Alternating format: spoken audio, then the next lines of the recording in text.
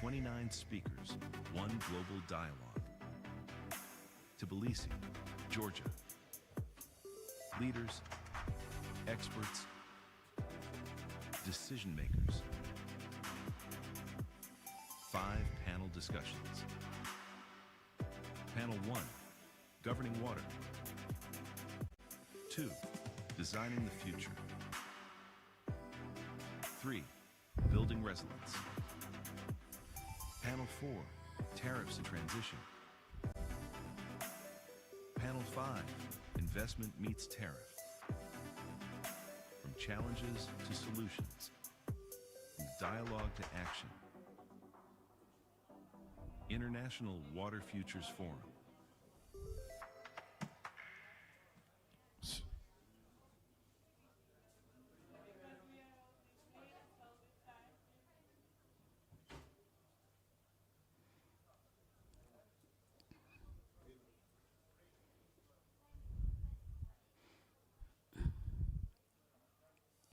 International Water Futures Forum.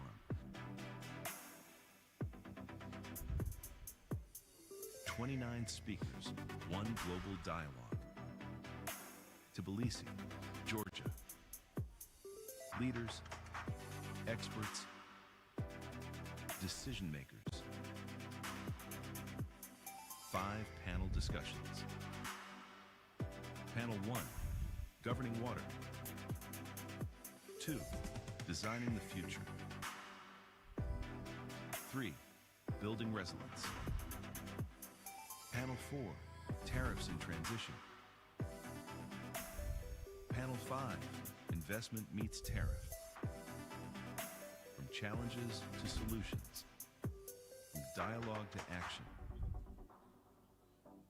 International Water Futures Forum.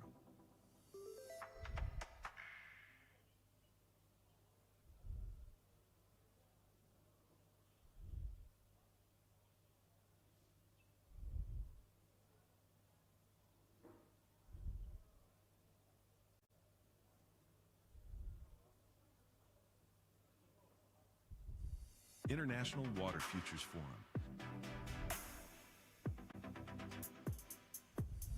29 speakers, one global dialogue. Tbilisi, Georgia. Leaders, experts, decision makers. 5 panel discussions. Panel 1, governing water. 2, designing the future. 3, building resilience. Panel 4, tariffs and transition. Panel 5, investment meets tariff. From challenges to solutions, from dialogue to action. International Water Futures Forum.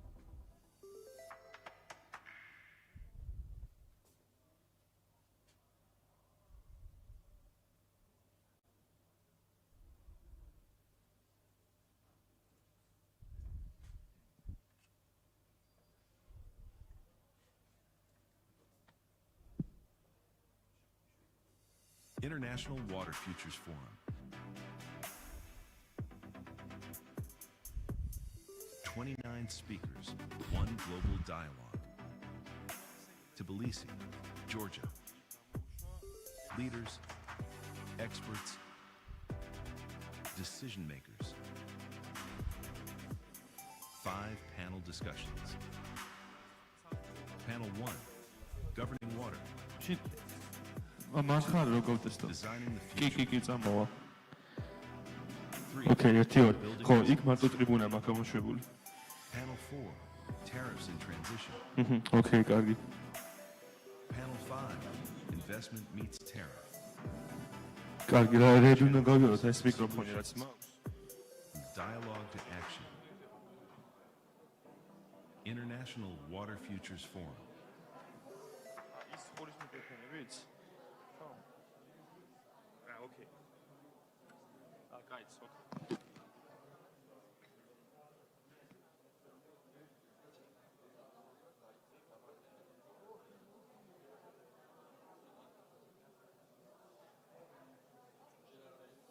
International Water Futures Forum.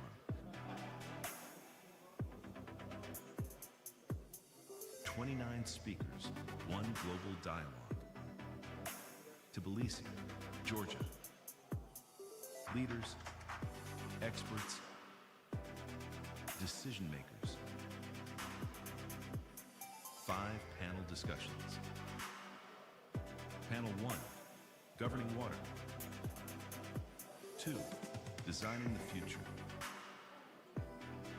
3, building resilience. Panel 4, tariffs in transition. Panel 5, investment meets tariff. From challenges to solutions, from dialogue to action. International Water Futures Forum.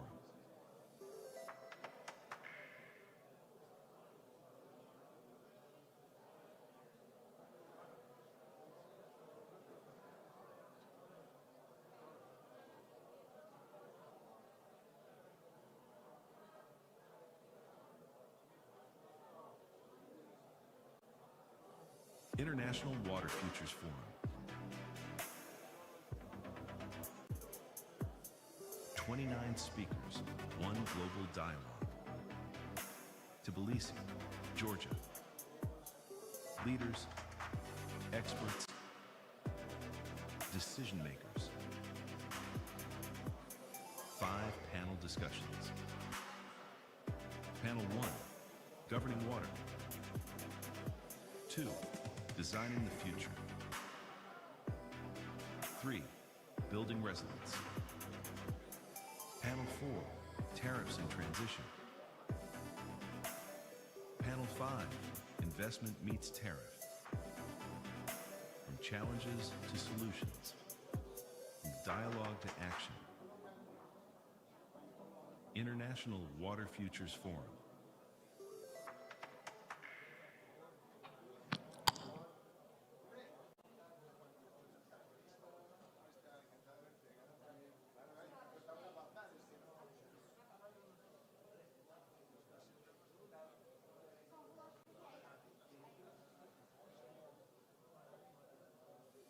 International Water Futures Forum.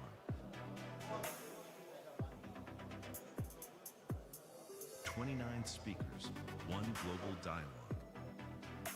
Tbilisi, Georgia. Leaders, experts, decision makers. 5 panel discussions. Panel 1, governing water. 2, designing the future. 3, building resilience. Panel 4, tariffs in transition. Panel 5, investment meets tariff. From challenges to solutions, from dialogue to action. International Water Futures Forum. 1 2 1 1 1 2 1 1 2 1 1 2 1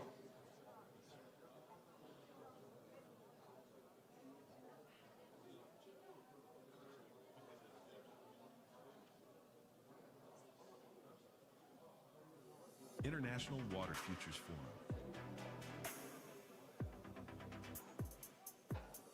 29 speakers, one global dialogue. Tbilisi, Georgia. Leaders, experts, decision makers. 5 panel discussions. 1 2 1 1 2 check sound 1 Designing the future. Okay, აბა ის ნახოთ 3, building resilience. Panel 4, tariffs in transition. Panel 5, investment meets tariff. From challenges to solutions, from dialogue to action. International Water Futures Forum.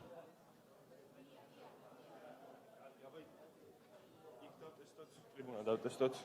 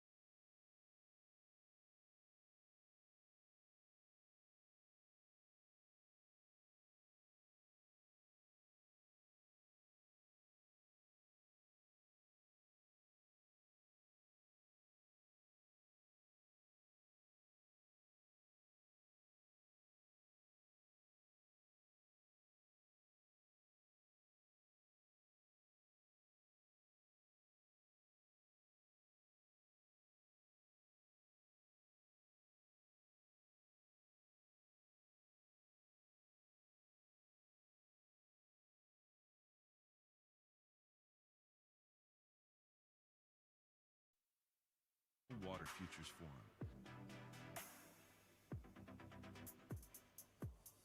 29 speakers, one global dialogue. Tbilisi, Georgia. Leaders, experts, decision makers. 5 panel discussions. Panel 1, Governing Water. 2, Designing the Future. 3, Building Resilience. Panel 4, Tariffs in Transition. Panel 5, Investment Meets Tariff. From challenges to solutions, from dialogue to action. International Water Futures Forum.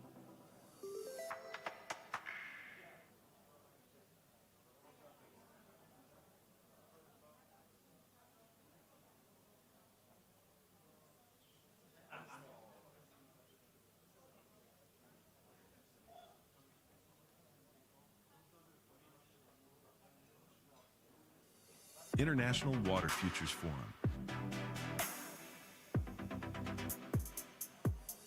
29 speakers, one global dialogue. Tbilisi, Georgia. Leaders, experts, decision makers. 5 panel discussions. Panel 1, Governing Water. 2, Designing the Future. 3, Building Resilience. Panel 4, Tariffs in Transition. Panel 5, Investment Meets Tariff. From challenges to solutions, from dialogue to action. International Water Futures Forum.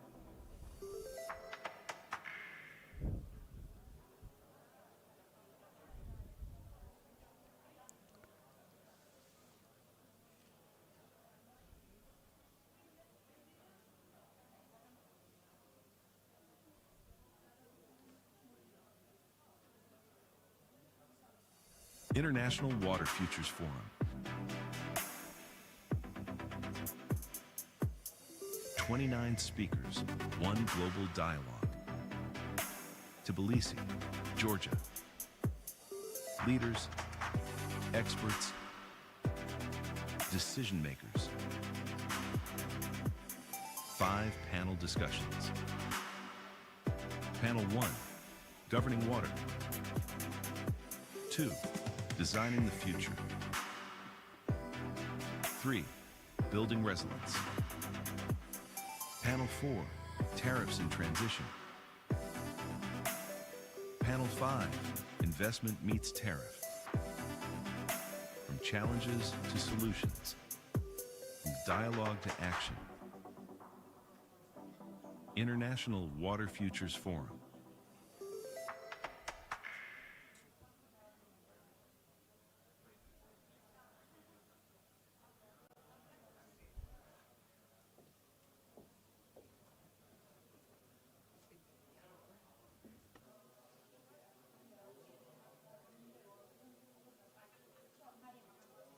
International Water Futures Forum.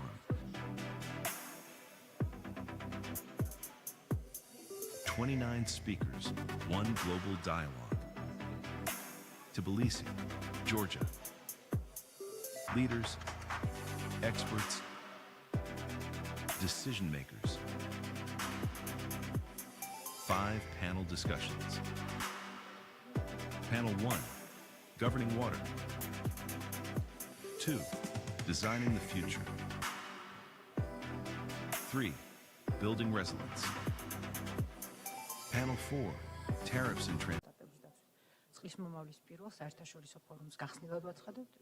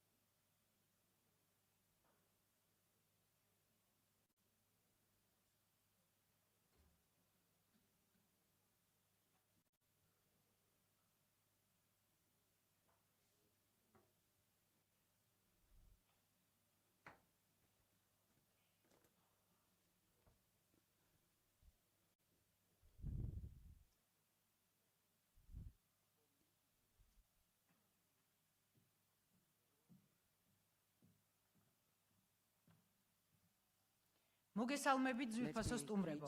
მადლობა, რომ ესწრებით წყლის მომავლის პირველ საერთაშორისო ფორუმს საქართველოში. ფორუმის მასპინძლების კომპანია აკვალიასა და ჯორჯიან Water and Power-ის სახელით მადლობას ვუხდით საქართველოს პრემიერ-მინისტრს ირაკლი კობახიძეს, დედაქალაქის მერს კახი კალაძეს, მინისტრებს, პარლამენტის და საკრებულოს წევრებს, საჯარო და კერძო სექტორის წარმომადგენლებს. დღეს და ხვალ ჩვენ მოვისმენთ საქართველოს მთავრობისა და პირველი დარგობრივი ინვესტორის პოზიციებს წყალმომარაგების დარგში არსებული გამოწვევებისა და შესაძლებლობების შესახებ. ვისაუბრებთ საერთაშორისო გამოცდილებაზე, სტრატეგიაზე, რომელიც ლიდერად აქცევს და რეგიონში ჰაბის სტატუსს დაუკვირდებს. Rās ნიშნავს status of a hub in the region. What does the proper investment policy means for the country? How shall we ensure the affordability of water resources? What are the regulations that ensure their framework of legislation? Topics will be discussed by policymakers, the decision makers. It is aimed to have a long-term perspective to enable us to plan, develop and manage the industry with the best standards. At the very first international forum, we announced the IWFF officially launched from this point onwards, and we invite to the stage Irakli Kobakhidze, the Prime Minister of Georgia.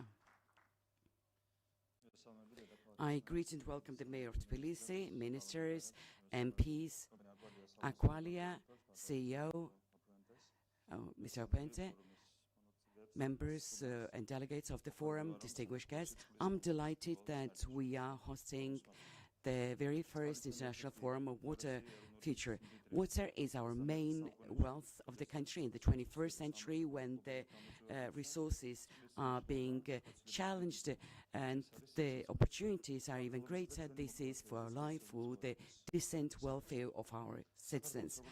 Georgia, as a regional hub connecting Black Sea and Caspian Sea, has a potential to become a strategic country in terms of managing these resources. We can set an example how to manage prudently these resources and in a sovereign manner. To achieve this goal, we need to overcome the current challenges and to have the fundamental upgrade of the infrastructure.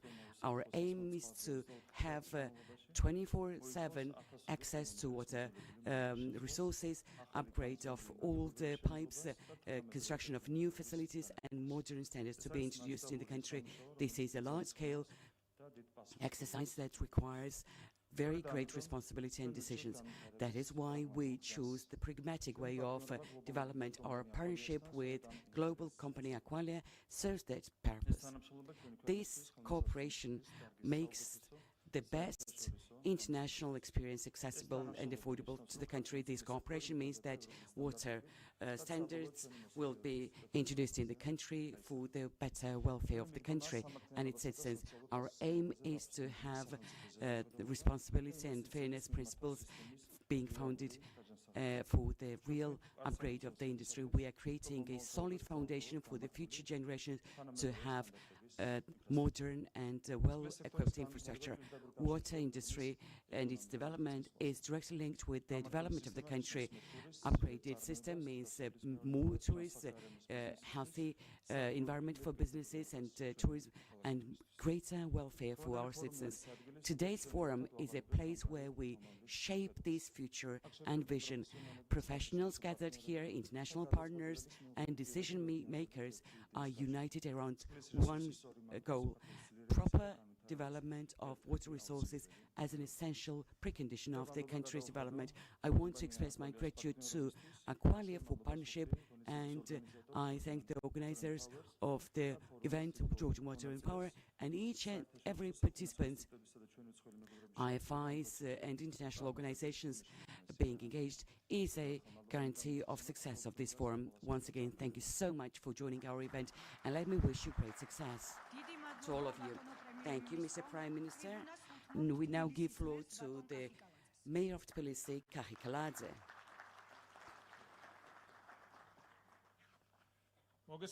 Let me greet you all, ladies and gentlemen, distinguished guests. I greet and welcome the Prime Minister of Georgia, His Excellency Irakli Kobakhidze, members of government, members of parliament, I greet and welcome Aqualia management, audience, international financial institutions and their officials. I want to thank you all for joining our event today. I'm thrilled that I attend the very first International Forum of Water Future in our capital city that will help us decide what are the future steps that need to be made to develop this industry, both at the national and regional context and levels. You may well be aware that Georgia is one of the richest countries in terms of its hydro resources due to its location and very diverse landscape. Development of the water industry, we have an opportunity to make Georgia a leading energy exporter country. And this will enable us to further develop our economy and to gain greater wealth to our population. Unfortunately, water industry requires fundamental challenges, changes and investments. When we came to power in the country, we saw a huge number of problems, and that is why our focus is made on the municipal infrastructure, upgrading and changing the underground infrastructure, improving the water supply and sewage systems, which makes the constant timelines increase. All of that creates discomfort among population, but each and every work that we carry out, that needs to be long-term, and that is why we invest huge efforts in this exercise. Recently, a number of streets and avenues have seen the municipal infrastructure being upgraded. We have new facilities and collectors being constructed. Such work is intensively carried out in districts of the city. This is not sufficient. We have challenges that we face. I have said multiple times that Tbilisi is an old city. Underground infrastructure requires upgrades, rehabilitation, and we have very ambitious plans this year and in the coming 4 years as well. Throughout the country, in terms of municipalities and water supply companies that are in the private sector, we have a lot to do with them, and your higher standards and your engagement and best practices will be shared, and we greatly hope for that.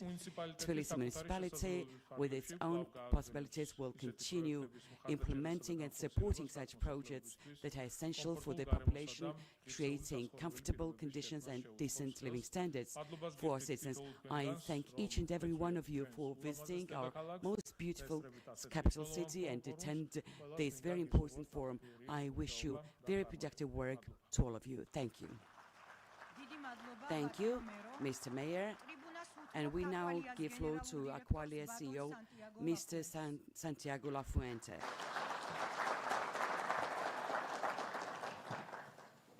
Your Excellency, the Prime Minister, Honorable Ministers, Mr. Mayor of Tbilisi, distinguished chairs and regulators, partners from Georgia Water and Power, Excellencies, distinguished delegates, ladies and gentlemen, it's a great honor for me as CEO of Aqualia to welcome you to the International Water Futures Forum here in the beautiful city of Tbilisi.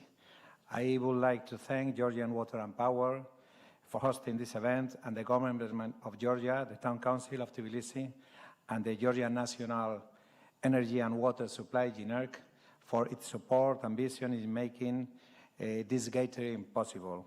Today, we are not just attending a conference, we are participating in a dialogue that will shape the future of water management, a future that demands resilience, sustainability, and shared responsibility.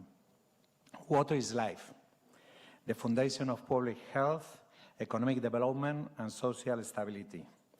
Yet, the challenges facing the water sector are becoming increasingly complex. Climate change is disrupting hydrological cycles and driving more frequent extreme events. Rapid urbanization is placing unprecedented pressure on infrastructure and resources. At the same time, economic constraints demand that we achieve more with fewer resources while safeguarding affordability and equity. This forum offers a unique opportunity to confront this challenge together, governments, regulators, operators, and international partners, because no single actor can solve them alone. The theme of this forum, Resilient Infrastructure, Sustainable Access, Shared Responsibility, captures the essence of what we must achieve. Georgia is emerging as a regional hub for water sector development, and this forum demonstrates that ambition. The country's commitment to reform, modernization, and international cooperation is commendable. As Georgia continues aligning its regulatory framework with European best practices, important progress has already been made. Ensuring that tariff structures evolve gradually toward long-term sustainability, always with social sensitivity, will help secure the financial resilience required to maintain and expand high-quality services. We have already seen how this reform effort translates into tangible projects on the ground. In 2025, GWP invested 100 million laris under Aqualia's strategic plan, significantly strengthening infrastructure resilience and operation performance. Of this investment, 55% was directed toward the rehabilitation and renewal of aging drinking water and wastewater networks, while 45% supported major infrastructure projects, network zoning, technical and technological upgrades, and energy-related initiatives. Together, GWP and Aqualia are bringing water services over closer to European standards. For Aqualia, being part of this journey is both a privilege and a responsibility. We bring decades of experience from 19 countries, serving more than 45 million people worldwide, and we are eager to share lessons learned and best practices that can inspire solutions here and across the region. At Aqualia, we believe that innovation and collaboration are the keys to progress. We invest in smart technologies, AOT sensors, digital platforms, and predictive analytics to reduce water losses and optimize operations. We champion sustainable water and energy solutions, including advanced wastewater management, cutting-edge reuse technologies, or smart desalination. We promote public and private partnership as a model for efficiency and accountability, ensuring that investment translates into better services for citizens. Our experience in diverse environments, from Europe to the Middle East, from Latin America to Asia, has taught us that while contexts differ, the principles of good governance are universal: transparency, predictability, and long-term planning.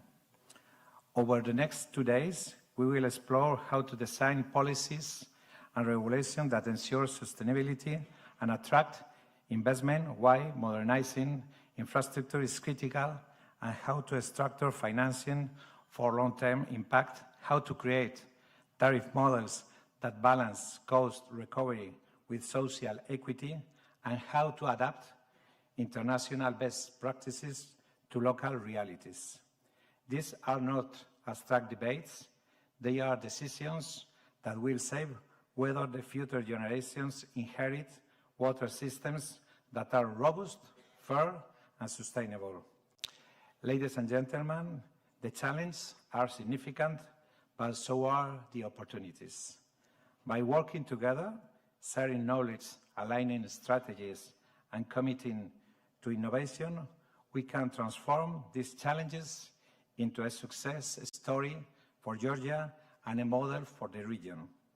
On behalf of Aqualia, I thank you for your presence and your commitment. Let us make these 2 days a turning point for the water sector, a moment when ideas become action and partnership become progress. Thank you, and welcome to the International Water Forum in Georgia. მადლობა ბატონო სანტიაგო. Thank you, ძვირფასო Mr. სტუმრებო, Santiago. პირველი პანელური Distinguished დისკუსია guests, რამდენიმე the წუთში very first დაიწყება. panel discussion will start very soon. We are now announcing a very short technical break. Thank you.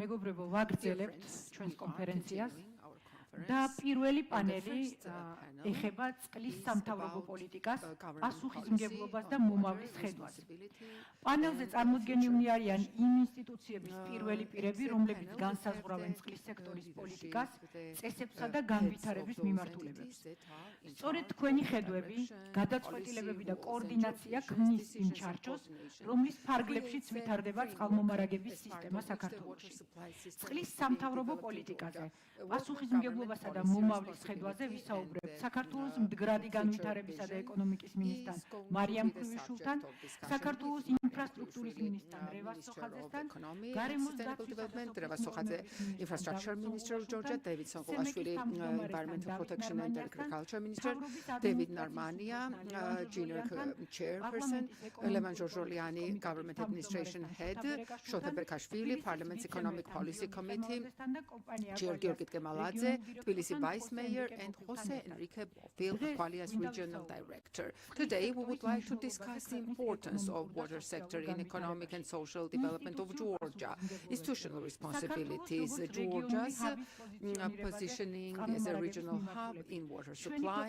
ქვეყნის our პოტენციალზე country's წყალმომარაგების potential in დარჩენილებას. water supply სწორედ ამ leadership, კონტექსტში and this is the საერთაშორისო context in which we ოპერატორის will be Aqualia's discussing Aqualia's გამოცდილებაზე experience და of პირველი international შეკითხვით operator გადავალ and their ეკონომიკის vision. მინისტრთან, First question ქალბატონო to the მარიამ. Minister of თქვენი Economy, ხედვით, Miss Mariam, რამდენად in your მნიშვნელოვანია view, წყლის how სექტორი ქვეყნის important ეკონომიკური is the განვითარებაში? water sector for economic development of the country? Firstly, let me greet you, everyone, the audience. I would like to start with words of gratitude towards the organizers for having such a significant event. And of course, I would like to use this opportunity to greet the leadership of Aqualia local management and wish you a successful forum. Certainly. First, I would start with talking about the overview, economic overview of Georgia. And as you are aware, Georgia has particular success in economic development 2021, 2025, average 9.3 economic growth, and also particularly distinguished last year 7.5 economic growth dynamics. And particularly, I would like to underscore certain sectors that have shown higher growth, sustainability, and stable development, such as trade sectors, such as the tourism industry, and of course, aviation sector. All of this, of course, in combination creates the ecosystem that provides proper and correct development of economy in Georgia, new opportunities, new jobs, and of course ensures every citizen's welfare improvement, increase, and our government's policy is fully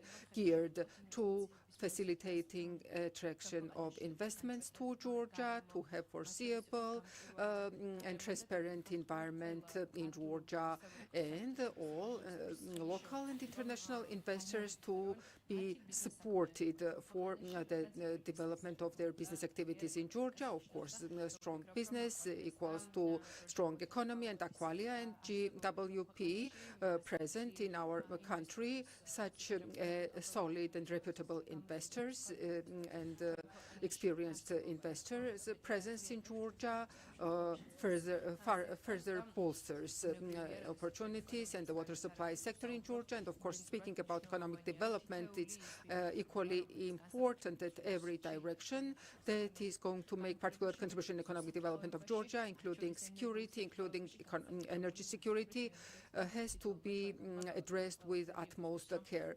And we have to do everything to develop the sectors. Of course, in the direction of water, the speakers have made very interesting speeches and very comprehensive, underscoring the huge importance of water resource in Georgia. Georgia that can boast with huge amount of the resources, but water is truly creating particular the value in social aspect as well as economic direction. And particularly lately, we have been discussing a lot the energy sectors importance. Energy sector and water as a resource is an integral part of that, and it is our particular interest to develop hydroelectric stations in Georgia, and naturally we have to dedicate utmost attention and care to water resources. And also the infrastructure development is similarly very important. Aqualia head spoke, as I remember, 100 million lari throughout a year, 50% of which was channeled to infrastructure development, which is equals security and care for every citizen of Georgia, and including it means economic development. Our country is growing. Our country's economy is fast growing. New economic projects several months ago, historic investment. We witnessed the 6.5 billion USD investment was attracted by Georgia, as part of which 2 new beautiful settlements, Gonio and Capital, will be built, which means the new opportunities, additional opportunities, and it of course gives rise to additional need for water resources, and such projects to create important resources for public and private partnership for ensuring the joint efforts to care for and attend to and develop every resource that Georgia has. Thank you very much, Ms. Maria. Another question about Aqualia, that is the first qualified investor in water sector in Georgia.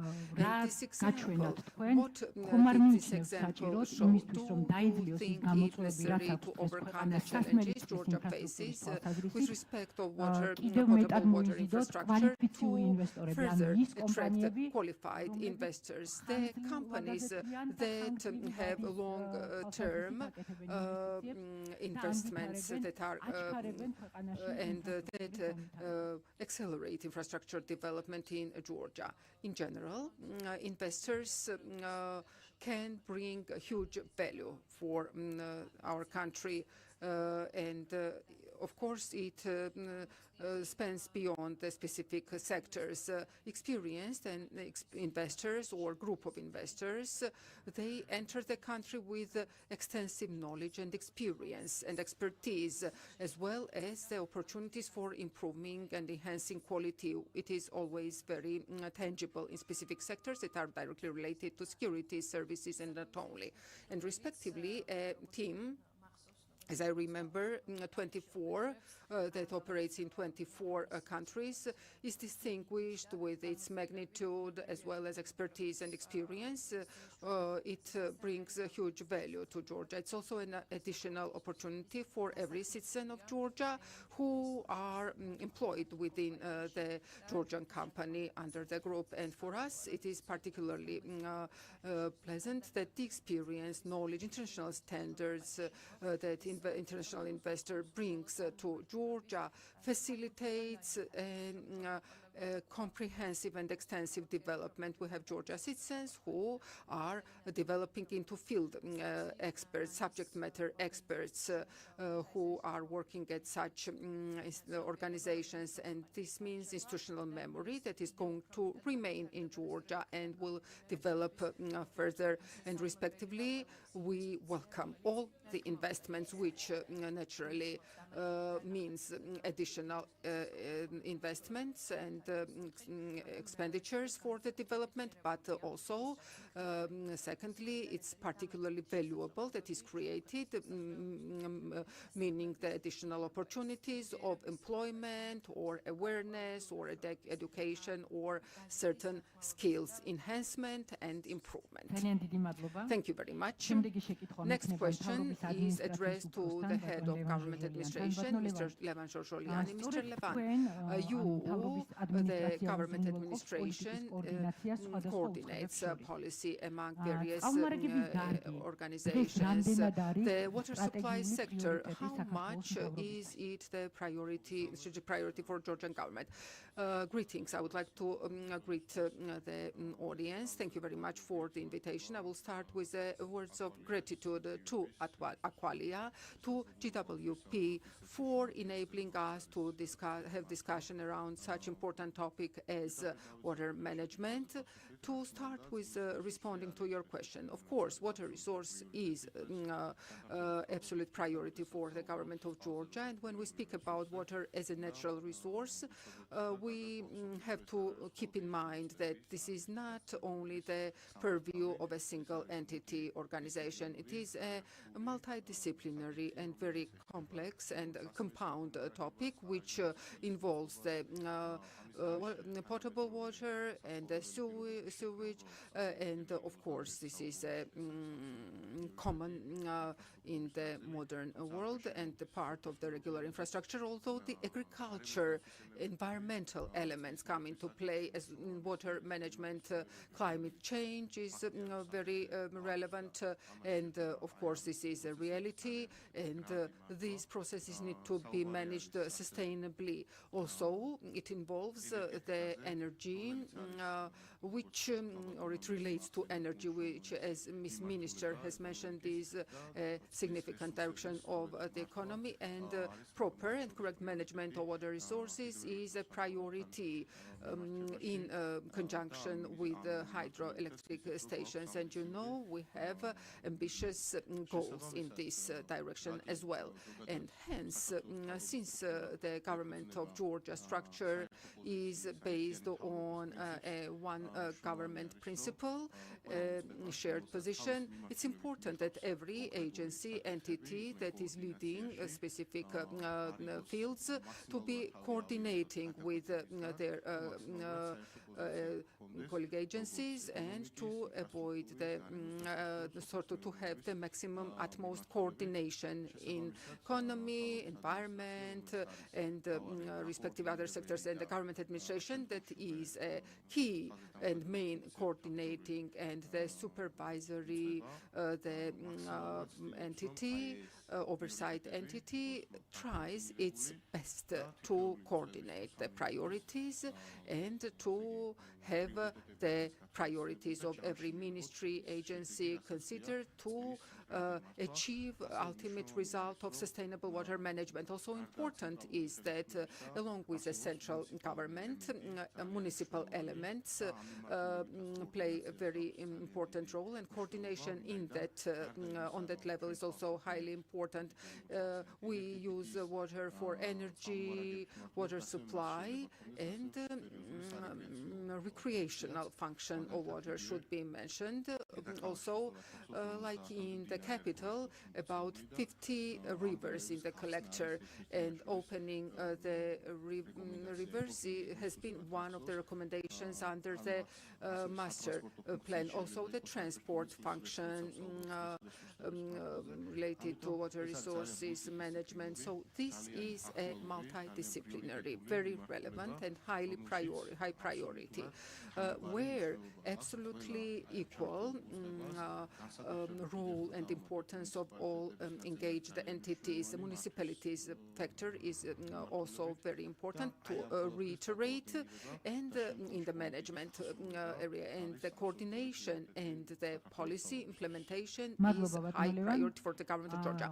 Thank you very much, Mr. Levan. Now a question to the Minister of Infrastructure, Mr. Revaz. You are main responsible entity responsible for water supply infrastructure, including where there are numerous challenges.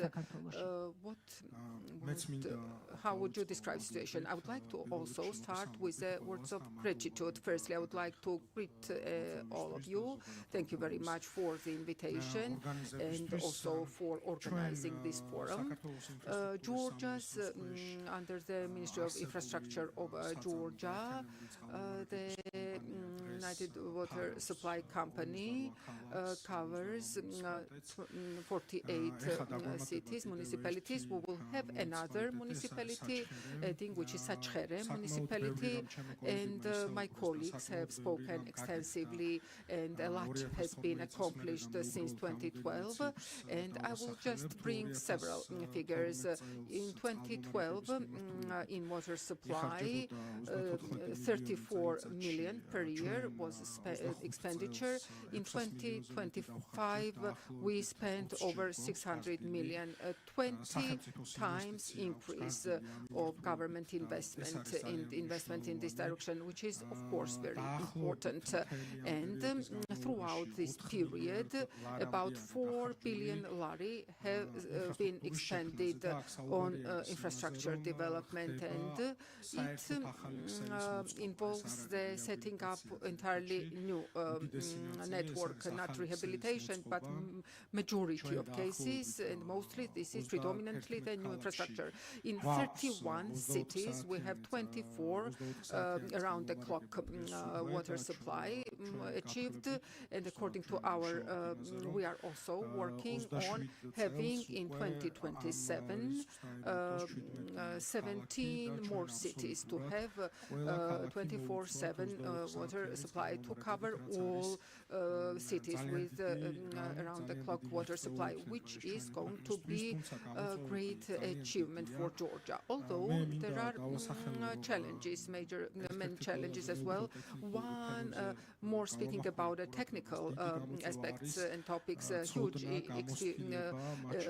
knowledge, experience is a big challenge, including the design-related experience and knowledge.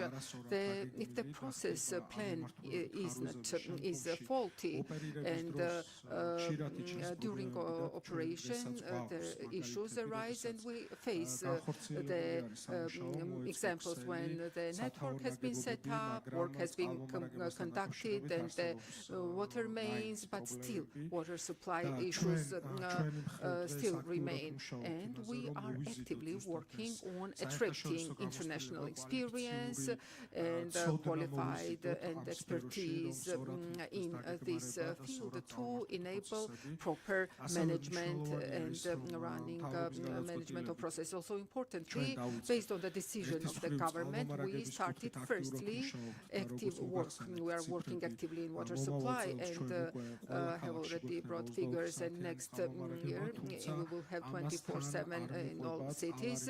But when it comes to sewerage, it is lagging, and under the decision of the government, we commenced the process under which in all municipalities, in all cities, and in all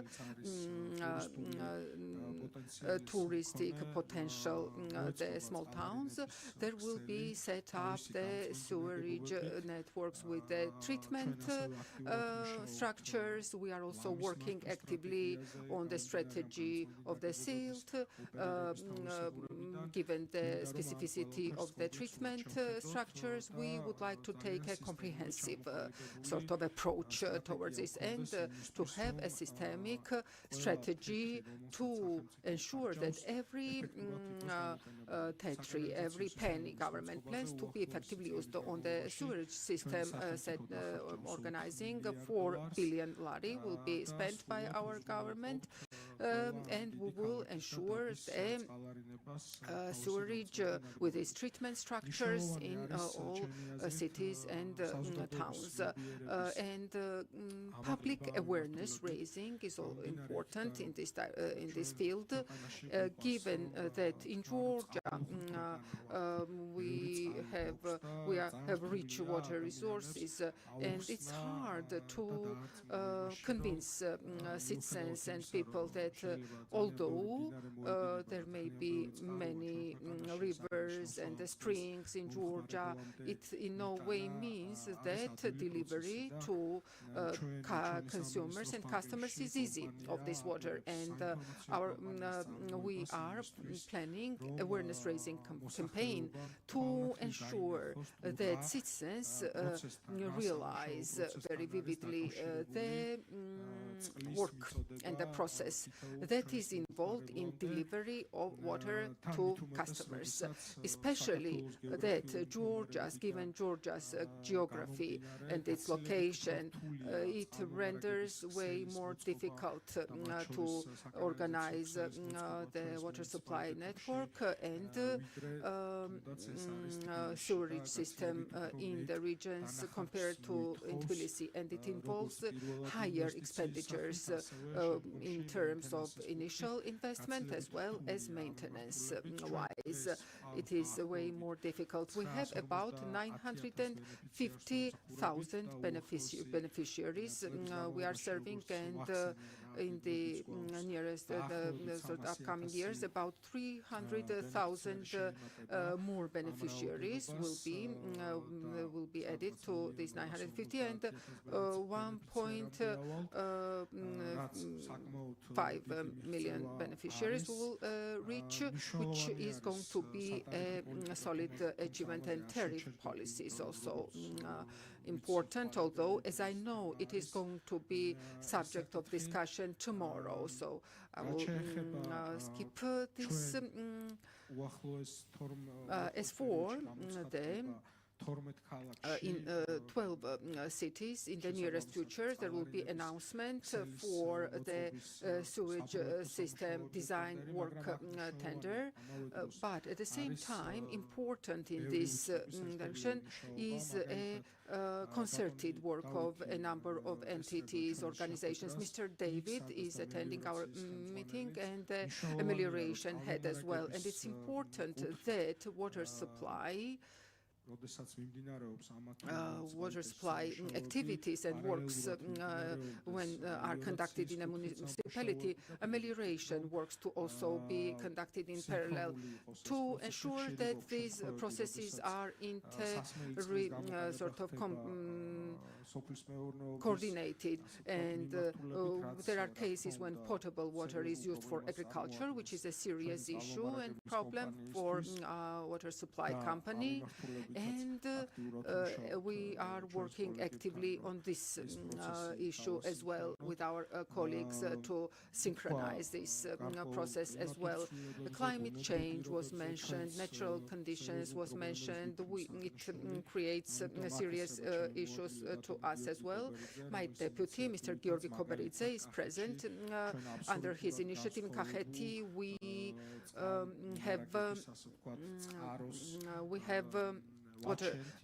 are giving rise to an absolutely different water supply source to provide supply to the Kakheti municipalities from Lagodehi area, which is going to be very important for this region. And we are planning to make solid investments not only for infrastructure setup but for service development as well.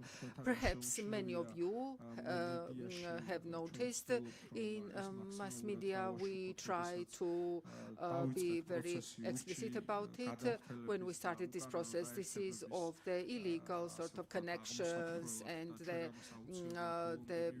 payment, the customers who default on their bills. We are going to address this because it's impossible to continue operating proper operations without addressing this issue. Well, the water supply is one of the most important directions. As you know, government of Georgia is working very actively to ensure in all municipalities the level of quality of life and level of living to be improved and increased. One of the key indicators for this level is quality water supply, sewerage, as well as access to sports, cultural infrastructure facilities, and all those minimum essential needs that people have. And our ministry is working actively in all these areas, and there is respective relevant resources available to be able to radically change situation in this field. I would like to thank all those donor organizations together with whom we are implementing many projects. For instance, now RBLE project is on the implementation stage, which is 400 million euro value project, 200 million euro euro is going to be spent by the government, and 200 million euro is contributed by the donor, and we will ensure the water supply network in villages, which is going to be also important for Georgia. Thank you very much for this exhaustive. Mr. Rivas, based on what you have said, I would like to refer the question to the Minister of Agriculture and Environment. Integrated management, strict priority setting, balance. You have to maintain the balance, the potable irrigation, water, ecosystems maintenance. The system is not easy to manage. And how do you plan? How do you implement? Greetings. Firstly, I would like to greet and welcome everyone, particularly Aqualia representatives, Tbilisi and Rustavi City Assembly, members of Parliament, Regulatory Committee, and the International Financial Institutions representatives, and every guest. Firstly, I would like to start with noting that in 2023, the Parliament passed a law on water resources management, which this year, from September 1st, is going to enter into force, which is of principal importance. The changes in this field. As you know, the strategic decision was made, which means that then this is the management principle, means the above ground as well as the underground water resources, this balance creation and distribution of this balance. Also, I would like to note that the water resources are made up of the discharge waters, which we are controlling to ensure that the resources of Georgia in its basin system, according to the basin system, to be calculated, and the distribution, proper and correct distribution, is also highly important. One of the significant aspects of the law is maintaining quality and prevention of the pollution. I would like to thank the Ministry of Infrastructure. We are coordinating with them to ensure that the treatment plants to be created in all municipalities, because this is one of the significant sources of pollution. As regards the distribution and the allocation of resources, at our ministry we will have a new structural unit established this year, which will be in charge of water balance and resources allocation and distribution. As regards to pollution, I would like to note that one of the key challenges, major challenges, is also the plastic, the pollution. According to the World Bank studies, Rioni Basin pollution 90% is from plastic, and we are implementing a significant reform, which is going to be addressing limiting the plastic use and to improve the quality of water. And these activities in combination enables us to distribute properly. Also, the law sets forth priority to potable water, followed by amelioration, and followed by other economic activities. Therefore, I would like to note that Mr. Rezo spoke about the potable water. As for the amelioration, we have a major project with the World Bank, according to which we are implementing the improvement, upgrade of amelioration system to ensure the effective and efficient water resources use, which of course contributes to general effective use of water resources. This is what we are implementing under the Ministry of Environment and Agriculture. Thank you very much, Mr. David. We have a very important organization in Georgia that is regulating, including the water industry. This is GNERC. David Narmania, GNERC chairperson. I would like to refer to and ask the question. Firstly, let's recall once again how the GNR creates a regulatory framework which has to protect and defend the customers as well as ensure the attractiveness of the sector for the investors. How do you achieve this and what are your priorities and how do you work systemically? Thank you very much, dear Eka. First of all, I would like to welcome and greet all our members of the Parliament, the management of Aqualia, all attending participants of the conference. It is a very interesting forum. It is a very interesting one, and I'm sure that we will be able to speak about the needs and the progress in the future. So GNEC, as the regulatory commission, regulates 4 key sectors: electricity, natural gas, water supply, and drainage. And according to the recent amendments, we also regulates the water supply for agricultural needs, which means melioration. Now, GNEC started water regulation a little later than electricity and energy. It happened in 2008 after the relevant amendment was introduced to the law.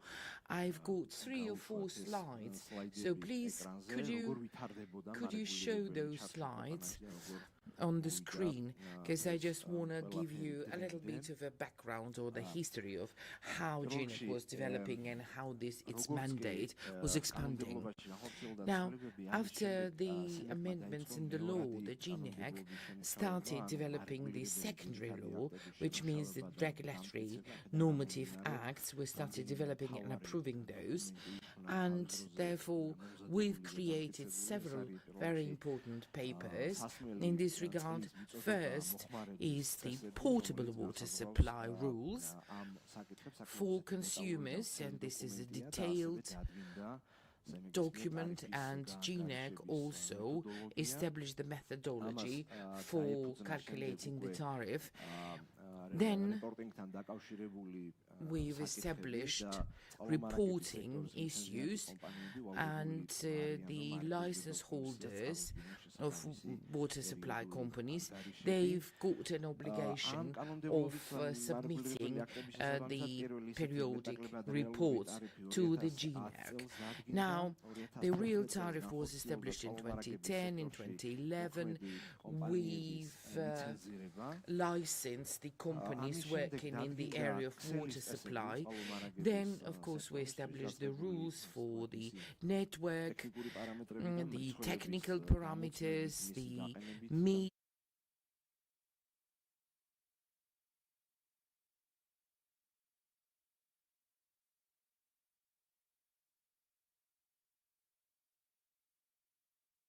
water suppliers. We do have the same for the energy sector, and they clearly speak about the shortages or, outages, accidents, emergencies, the restoration, rehabilitation, the deadlines for such works, repair works, etc. And if they don't feed these rules, then they will have to inform the customers about the delays in the repairs, etc., etc. So, we've created the database, and no other regulatory agency has a database like that, so actually others ask us to share this database or the experience with them. Now, we moved to the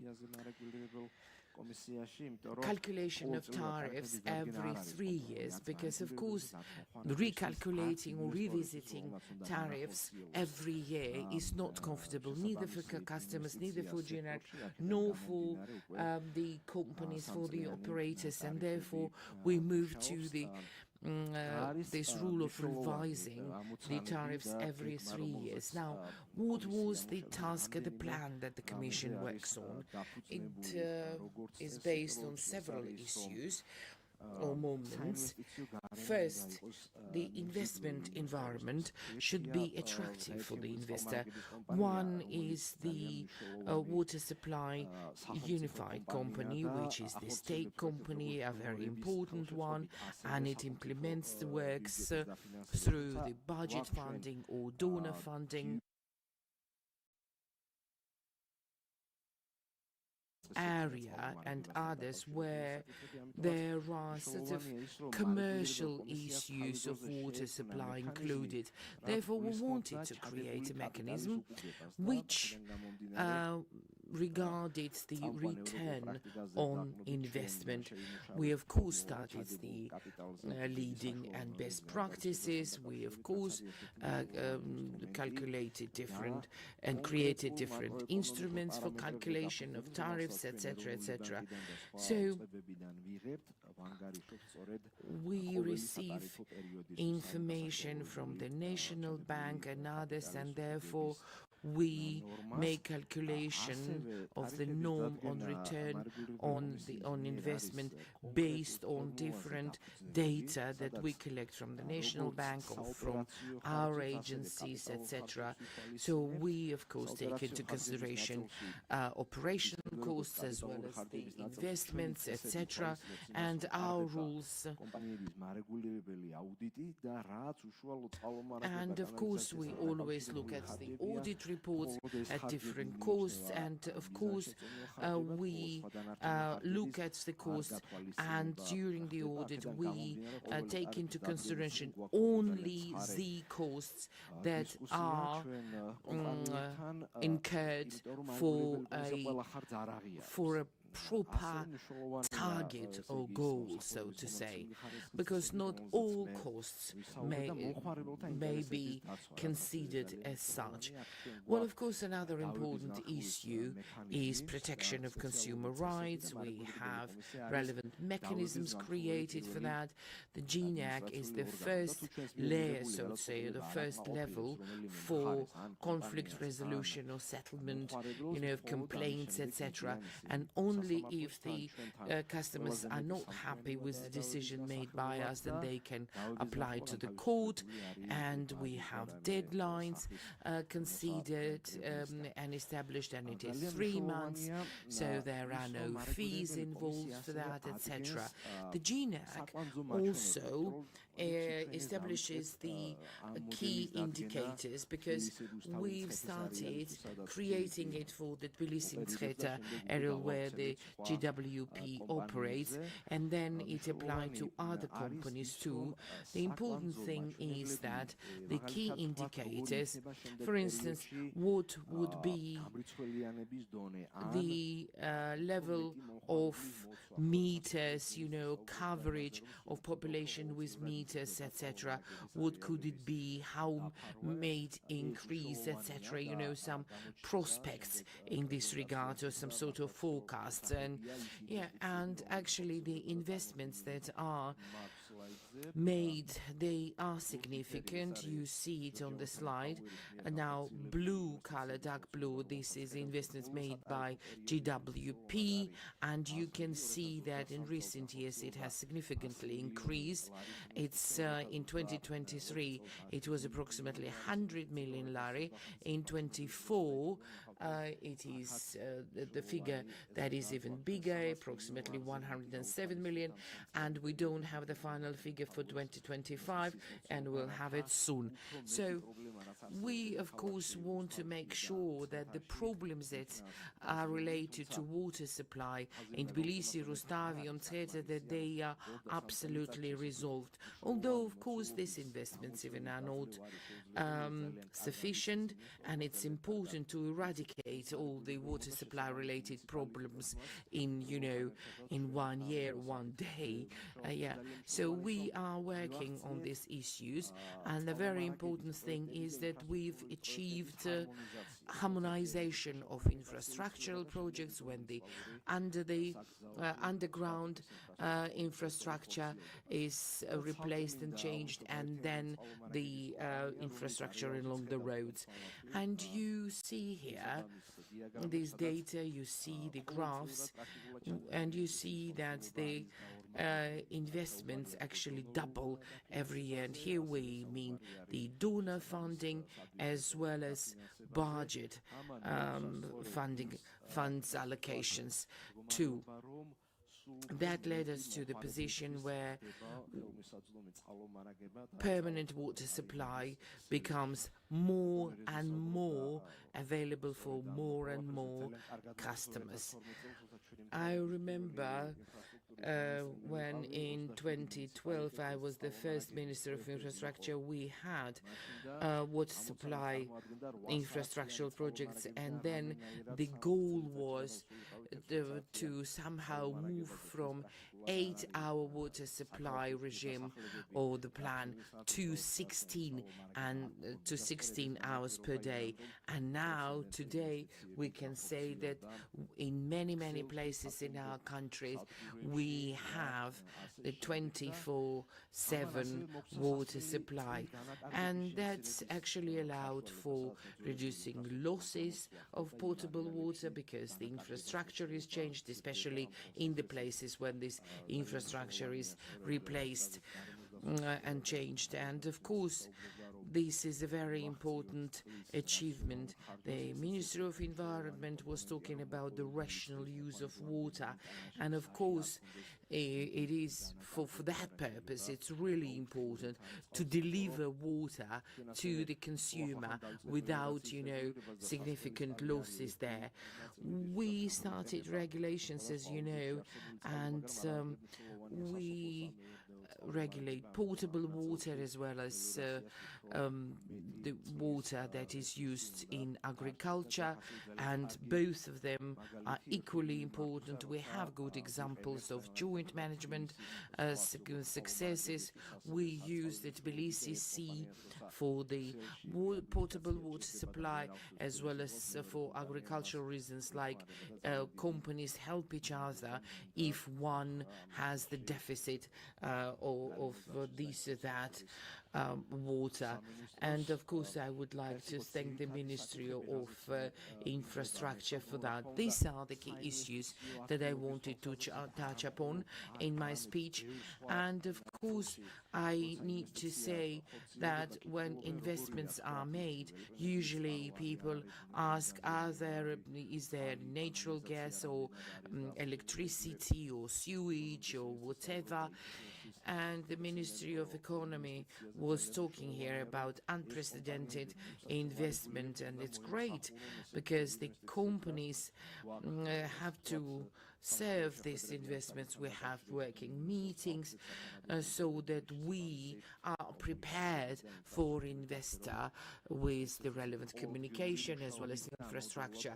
So this is the part of our daily work as well as our policy. So thank you very much again indeed. And in other panels I will have an opportunity to give more details on different issues. Yes, thank you very much, dear David. I have now the question for the chair of the Parliamentary Economic Policy Committee, Shorter. What are the key tools or leverages that are supportive of water supply sector development? Because everybody mentioned here that any other sector may have some hindrances, but water sector should not. First of all, thank you very much for inviting me. I would like to welcome and greet our guests. I would like to greet representatives of the executive government, the company representatives of Aqualia. I want to say that water resource management is a very important direction. It's actually the strategic direction, I would say. And as Mr. Termania said, it is a very important sector that is being regulated. And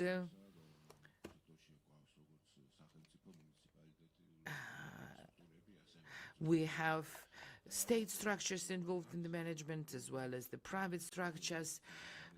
Without private investments, of course, it would be impossible to correctly manage these water resources.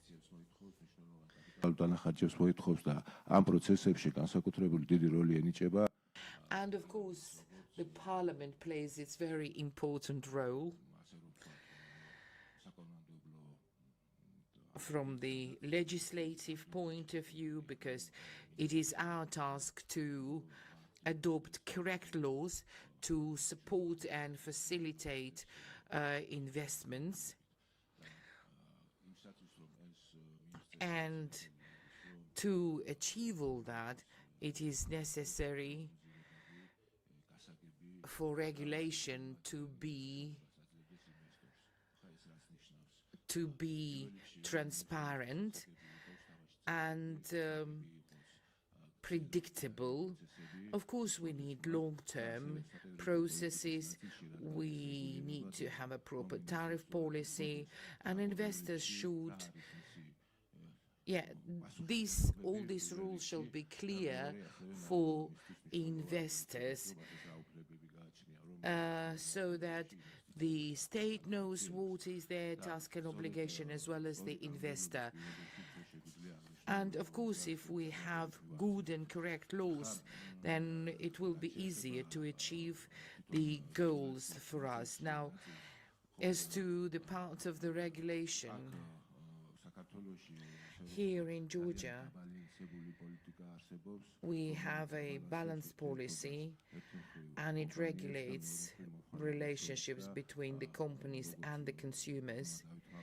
And as Mr. Narmania said, tariffs are revisited every 3 years, and that allows the companies in the sector to plan their investments for a term of 3 years, to plan their business processes.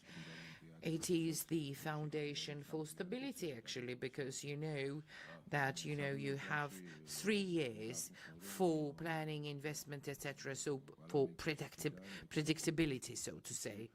And of course, we as the Parliament actively cooperate with GNERC in terms of regulation, and we're always ready to create relevant legislative investments to attract more and more investments.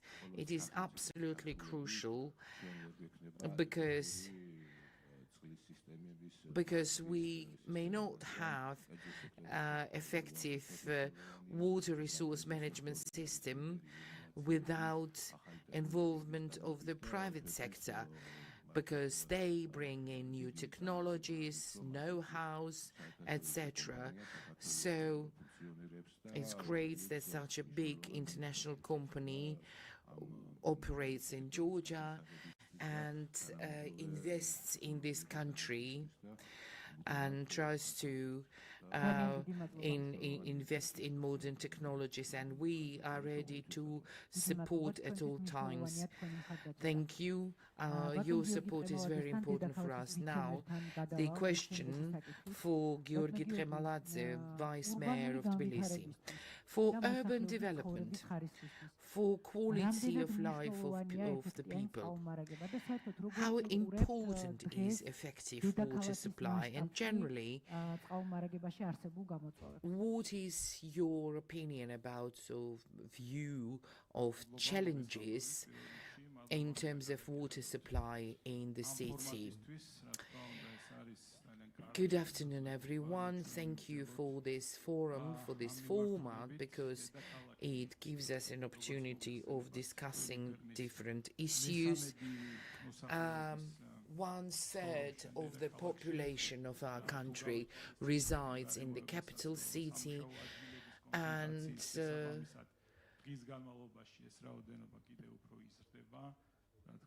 during the day, actually, the number of people is even more, because some of them come from, nearby regions or towns. And of course, we have relevant challenges. First is the basically outdated infrastructure, the network. It is being rehabilitated quite intensively, but the huge investment will be required for completing these jobs properly. We have a company, the operator, that is the very important sectorial investor that invests without directly affecting the municipal budgets. And of course, everything happens in the limits of regulations, and this process becomes correct and transparent. Now, I've got to mention the circumstances and different things here, that in Tbilisi, any project that is implemented in this regard is directly linked to is directly connected to sewage systems, and there were times where network would be rehabilitated, say, without, fully allocating or, attending to the sewage system, etc. So we, of course, try to do everything to reduce the number of accidents, because the system, as I said, is outdated, it's basically fully depreciated, and we would refuse some infrastructural projects. We would refuse infrastructural projects unless these components would be included into the project. So we cooperate with some companies in this regard. So considering that the city grows, the population of the city grows in all directions, for us it is very important to develop the city in a balanced way. We don't want to see only central neighborhoods developed, but we want to see development of the suburbs or other neighborhoods, and of course there should be some responsibilities correctly prescribed or distributed between the municipality and the companies and the GNRC, etc. And again, the capital city is most important in this regard, because again, this is the concentration of economy, tourism, etc., etc. So we see how quickly the city grows and develops. Now, I would like to thank you once again for this opportunity, for this cooperation. And for us, you are the company and you are the investor who works on a daily basis to ensure development of our town.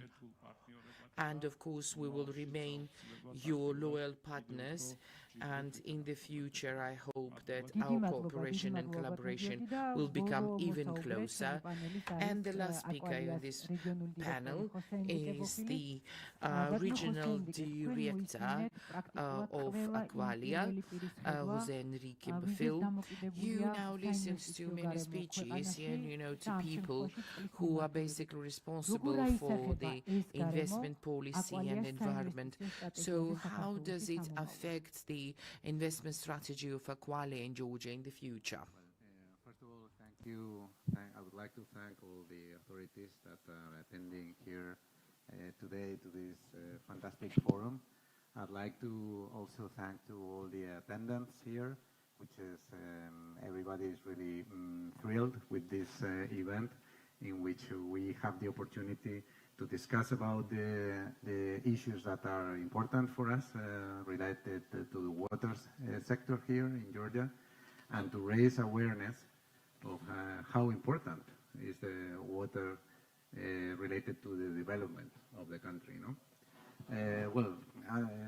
Replying to your question, Eka, first, I think it's good to say that Aqualia is not an investor which is only interested in return, pure return of the investment. Okay, this is an important thing, of course, for any investor, but we are not just only an investor. We are an operator, a long-term operator, technology provider, and also an investor. So when we enter into a country to work, we are there building capacity. We are building local teams.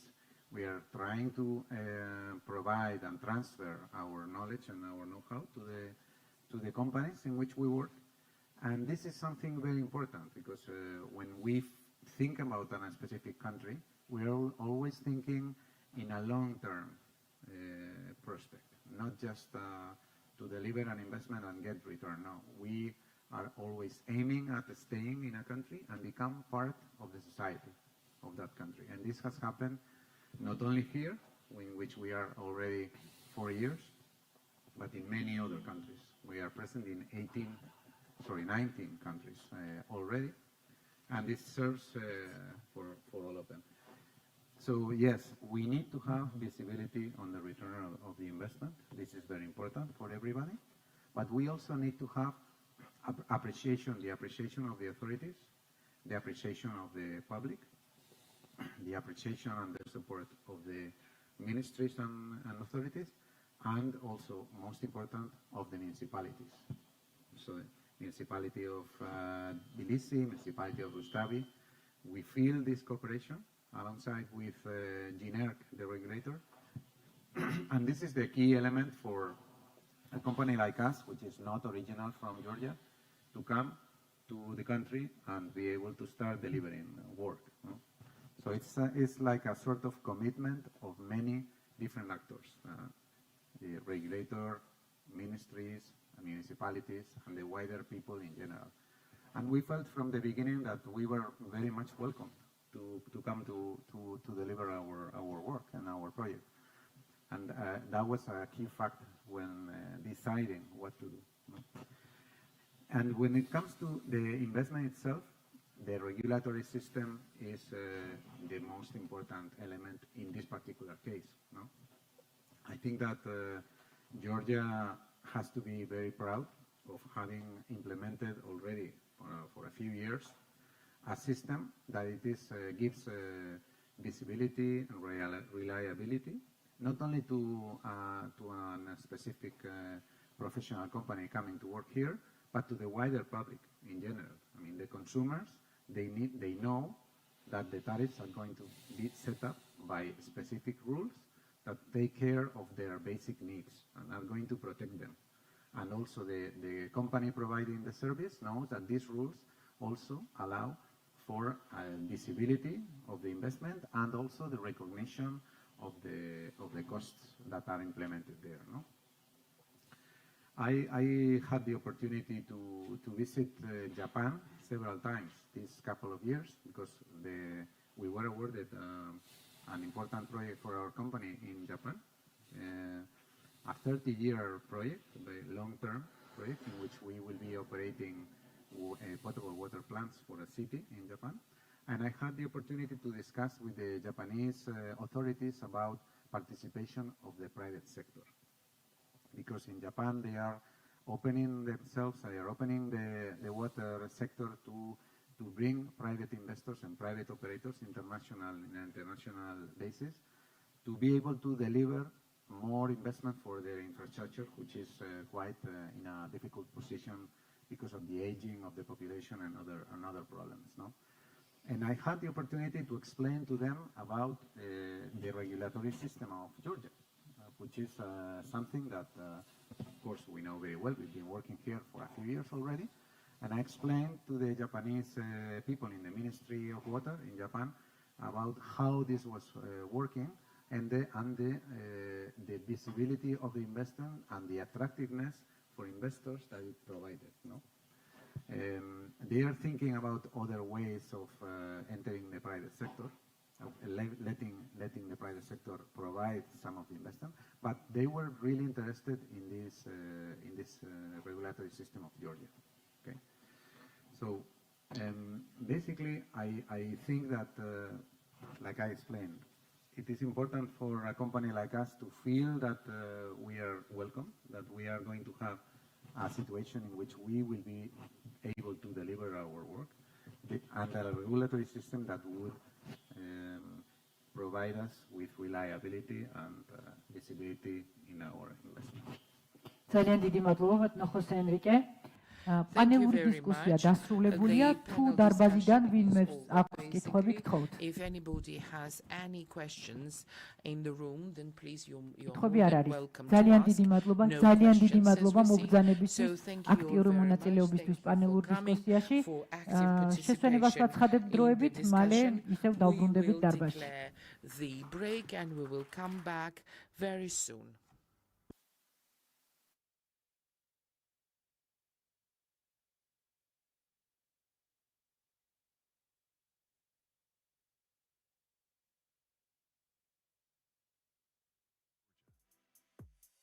Leaders, experts, decision makers.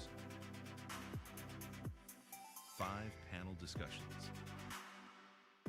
Panel 1, governing water. 2, designing the future. 3, building resilience. Panel 4, tariffs in transition. Panel 5, investment meets tariff. From challenges to solutions. From dialogue to action. International Water Futures Forum.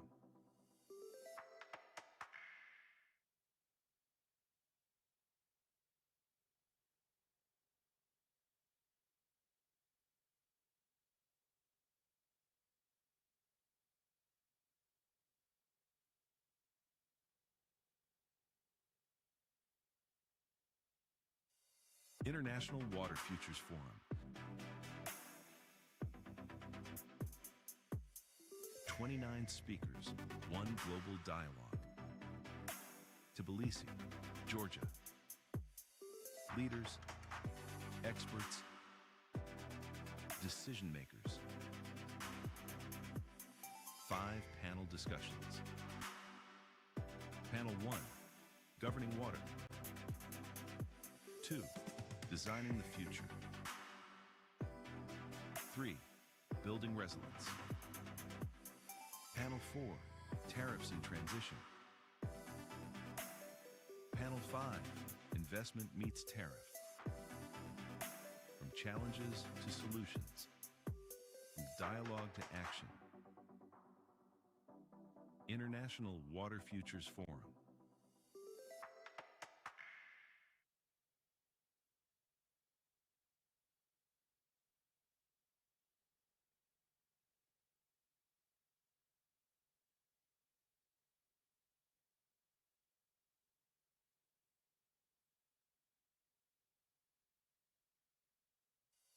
International Water Futures Forum. 29 speakers, 1 global dialogue. Tbilisi, Georgia. Leaders, experts, decision makers. 5 panel discussions. Panel 1, governing water. 2, designing the future.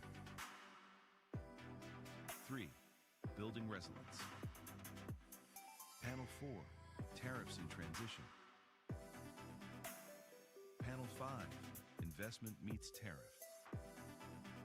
From challenges to solutions. From dialogue to action.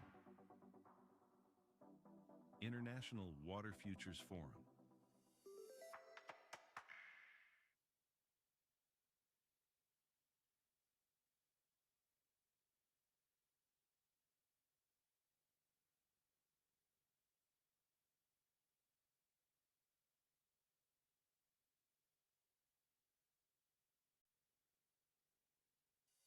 International Water Futures Forum.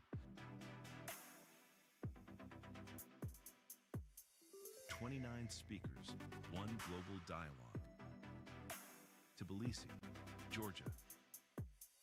Leaders, experts, decision makers. 5 panel discussions. Panel 1, governing water. 2, designing the future. 3, building resilience. Panel 4, tariffs in transition. Panel 5, investment meets tariff. From challenges to solutions. From dialogue to action. International Water Futures Forum.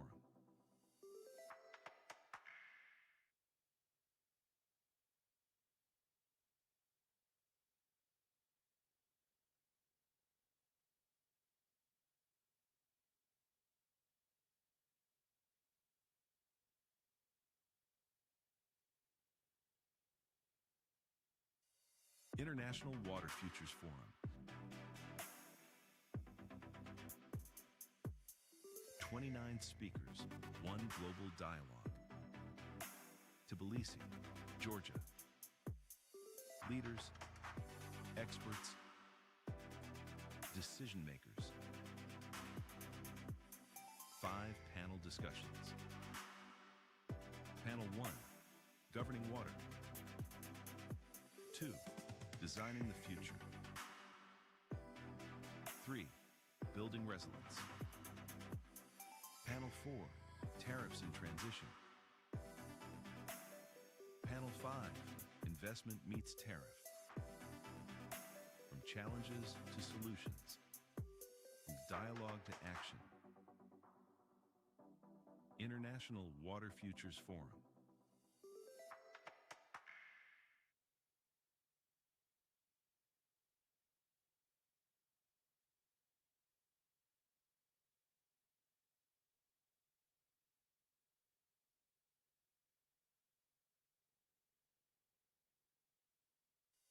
International Water Futures Forum.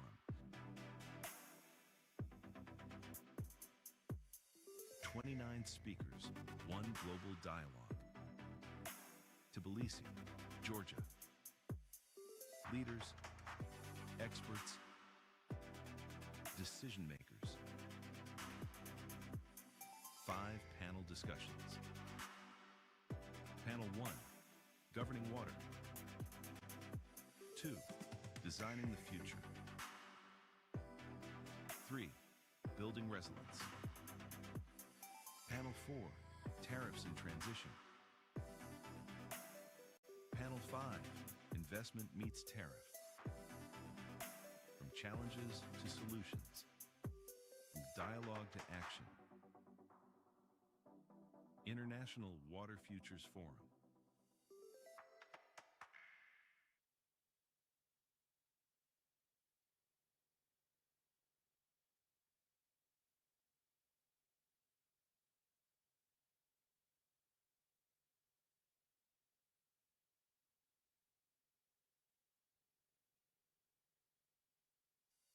International Water Futures Forum.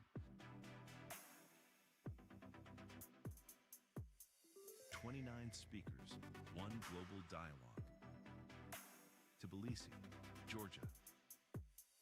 Leaders, experts, decision makers. 5 panel discussions. Panel 1, governing water. 2, designing the future. 3, building resilience. Panel 4, tariffs in transition. Panel 5, investment meets tariff. From challenges to solutions. From dialogue to action. International Water Futures Forum.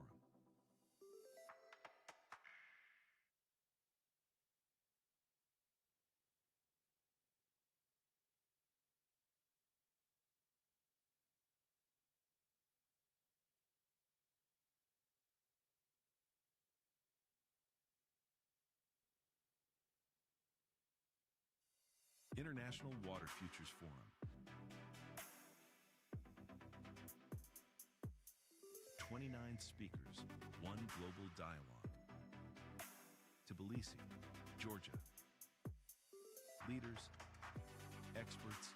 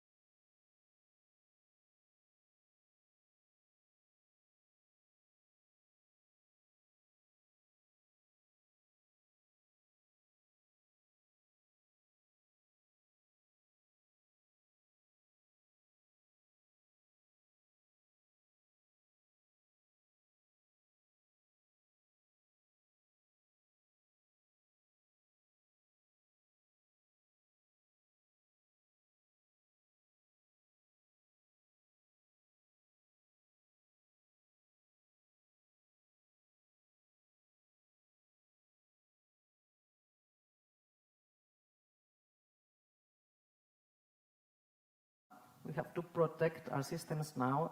Some of them are really deteriorated in a very bad state, and we are facing with environmental risks and with supply risk.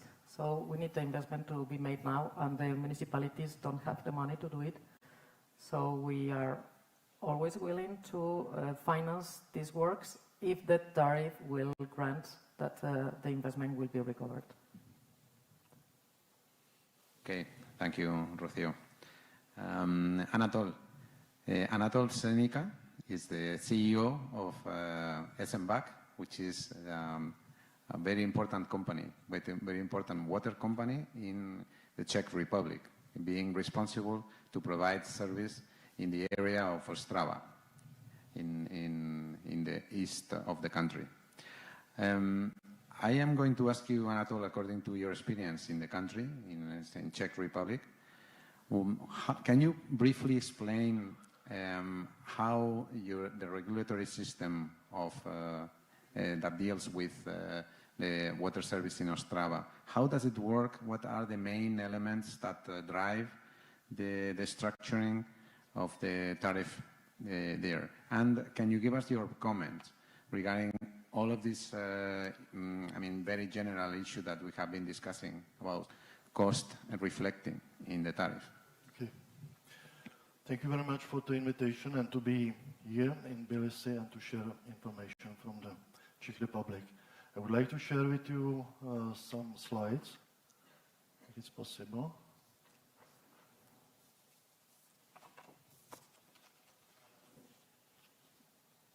Vera had the know-how of the presentation. Okay, I think it's the green button you have to press. The green one. This one? No. The green one, yeah? Yeah. I'm No? trying. No? No. So thank you for the attention. Please, can somebody assist us a little bit to deal with this presentation matter, please?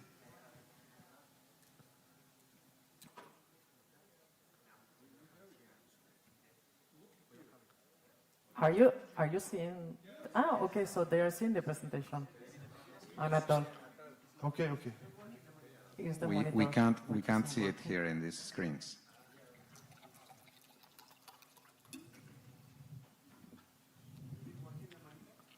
No. Don't worry. I will manage it. Okay, I would like to share some numbers from the market. The Czech. Yes, it's okay. Okay, you can sit down. Oh, perfect. No. No, it's not working again. Sorry.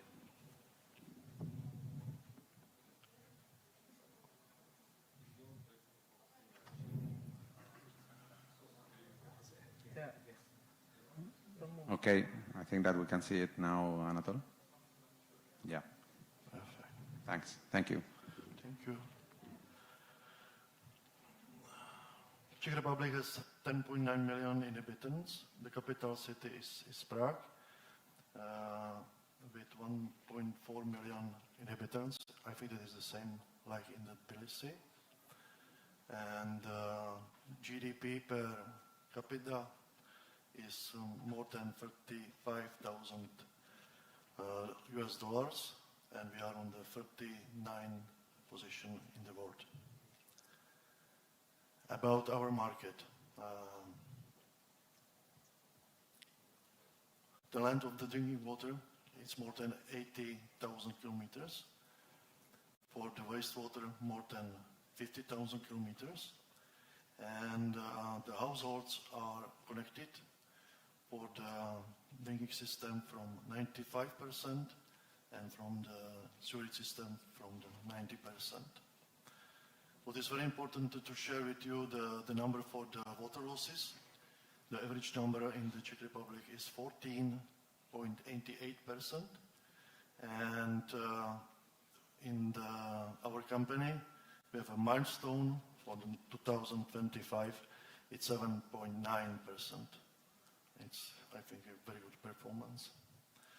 And what is worth that we have a lot of owners, and it's more than 8,000. We are smaller than the Spain, but we have a lot of owners. We had a lot of operators, more than 3,000. And for your imagination, we have 6,000 municipalities in the country. How it's possible that we have more owners than is the municipalities? Because, for example, the private owners are owners, and developers are owners, or could be the owners too. On the market, we have several regulatory bodies and stakeholders.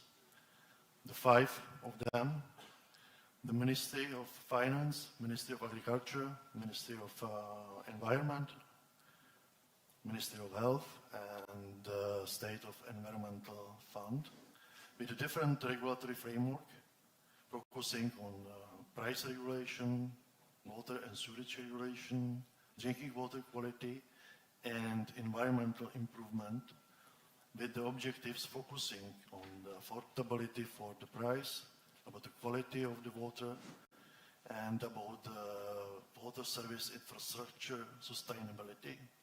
And it's enough. And we don't have a central regulator. We don't have a central regulator for the pricing and for the price. Tariff calculation is given by the format published by the decree of Ministry of Agriculture.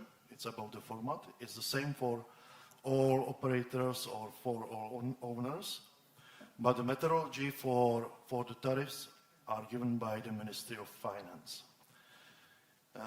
To the tariff, we can account only eligible costs. What is the eligible cost is given by the decree of the Ministry of Finance. The part of the tariff is the depreciation and rent, in the case that you have a rent or you are operating over the concession. It's necessary to decrease the extra revenue from the infrastructure. It's the activities like self-pool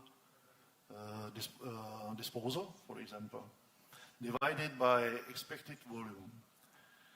We have a regulated profit. The profit is based on the formula and working with the replacement asset value. And this is multiplied by regulatory rate of return. In the case that you are the owner, it's 0.95. In the case that you are an operator, it's 0.94. If you are both, what is our example, we have both profits.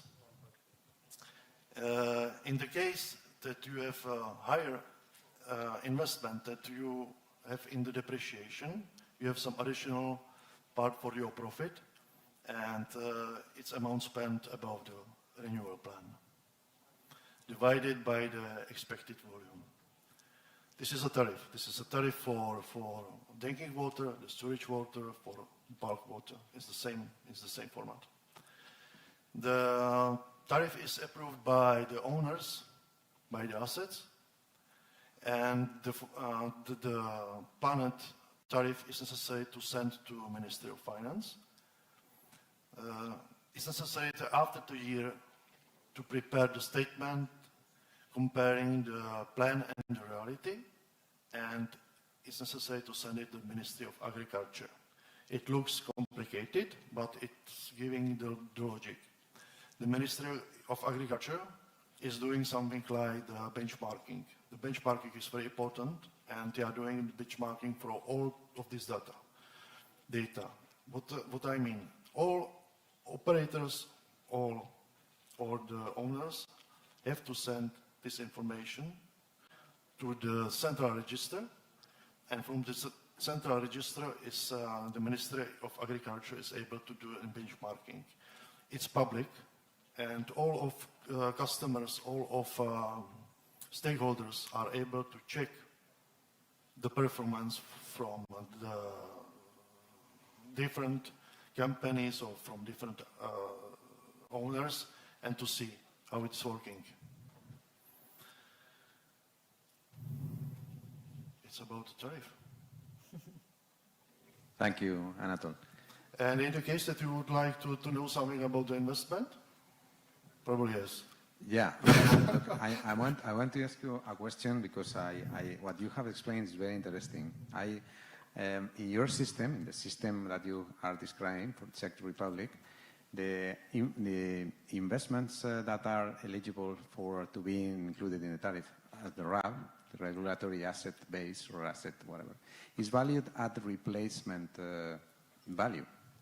Whereas in other systems, like in Georgia, it is valued at actual expenditure value. No. So this system that you have should be helping to allocate the actual need of investment in the tariff so that the infrastructure shouldn't be aging as much. Is this the case, or are there other elements that are playing that maybe don't really help it that much? Can you give us your opinion about that, please? The replacement asset value is given by the formula by the Ministry of Agriculture. It's necessary to explain that is the current value of the assets, because we have a historical assets and it's not given sense to work with the historical numbers. It's necessary to work with the current numbers and the necessity to know how much Czech crowns or euros you need for every year. I will talk about it in the next slide. What is it? And how to work with in the Czech Republic.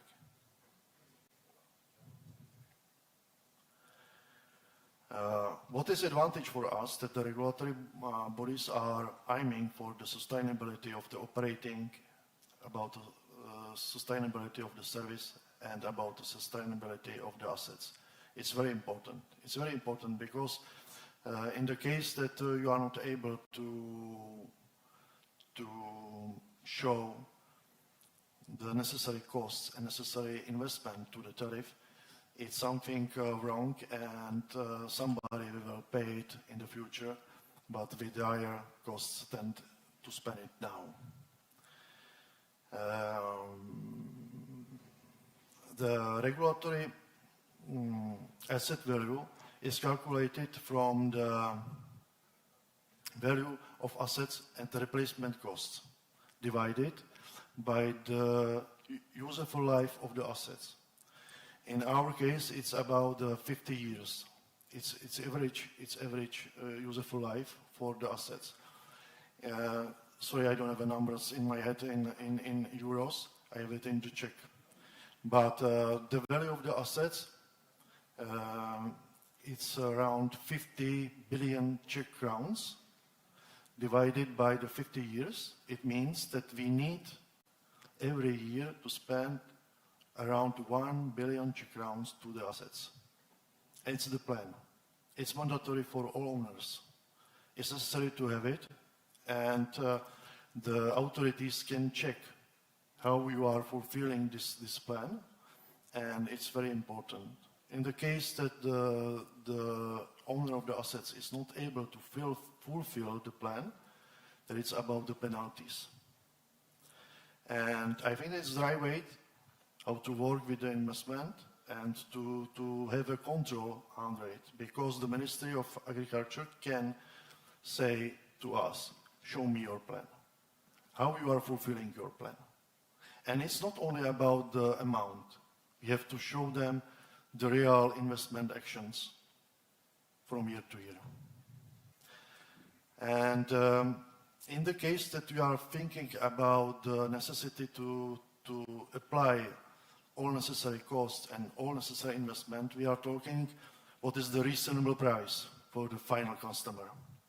And it's crucial. I think it's crucial, and it's very important for the politicians, representatives, of course. And in the Czech Republic, we are using something like the social acceptable price. Social acceptable price is an unwritten rule in the European Union. and it's 2% from the income from the families or individuals. It's 2%. And the average price in the Czech Republic is 1.2%. 1.2%. What I am saying that we are not, in the case that we are giving what we need to the costs for the investment, we are not on the top, and we are not with the problems with the social acceptable price. It's very important. And the pricing, I think that it will be bomb for you to see. However, you can see the development of the price. You can see the average price in Czech Republic and our price. And the average price is violet in Czech Republic and ours is blue. The average price for 2026 is on the level of 5.45 euros per cubic meters in the Czech Republic. Our tariff is 5.88 euros per cubic meters. I think that it's too high. But believe me, not too high. Not too high. Because what I said, we are talking about the social acceptable price. What is the 2%? We are on the level 1.2%. And what is necessary to say that our consumption is lower. Per day, per person, per liter, the average consumption is 120 liters, average. For householders, it's 84 liters per day per person. I think it's not on the bottom, but I think it's very low. And the average price or social average acceptable price for the Czech Republic is 7.1 euros per cubic meter. To have the comparison, what I am saying.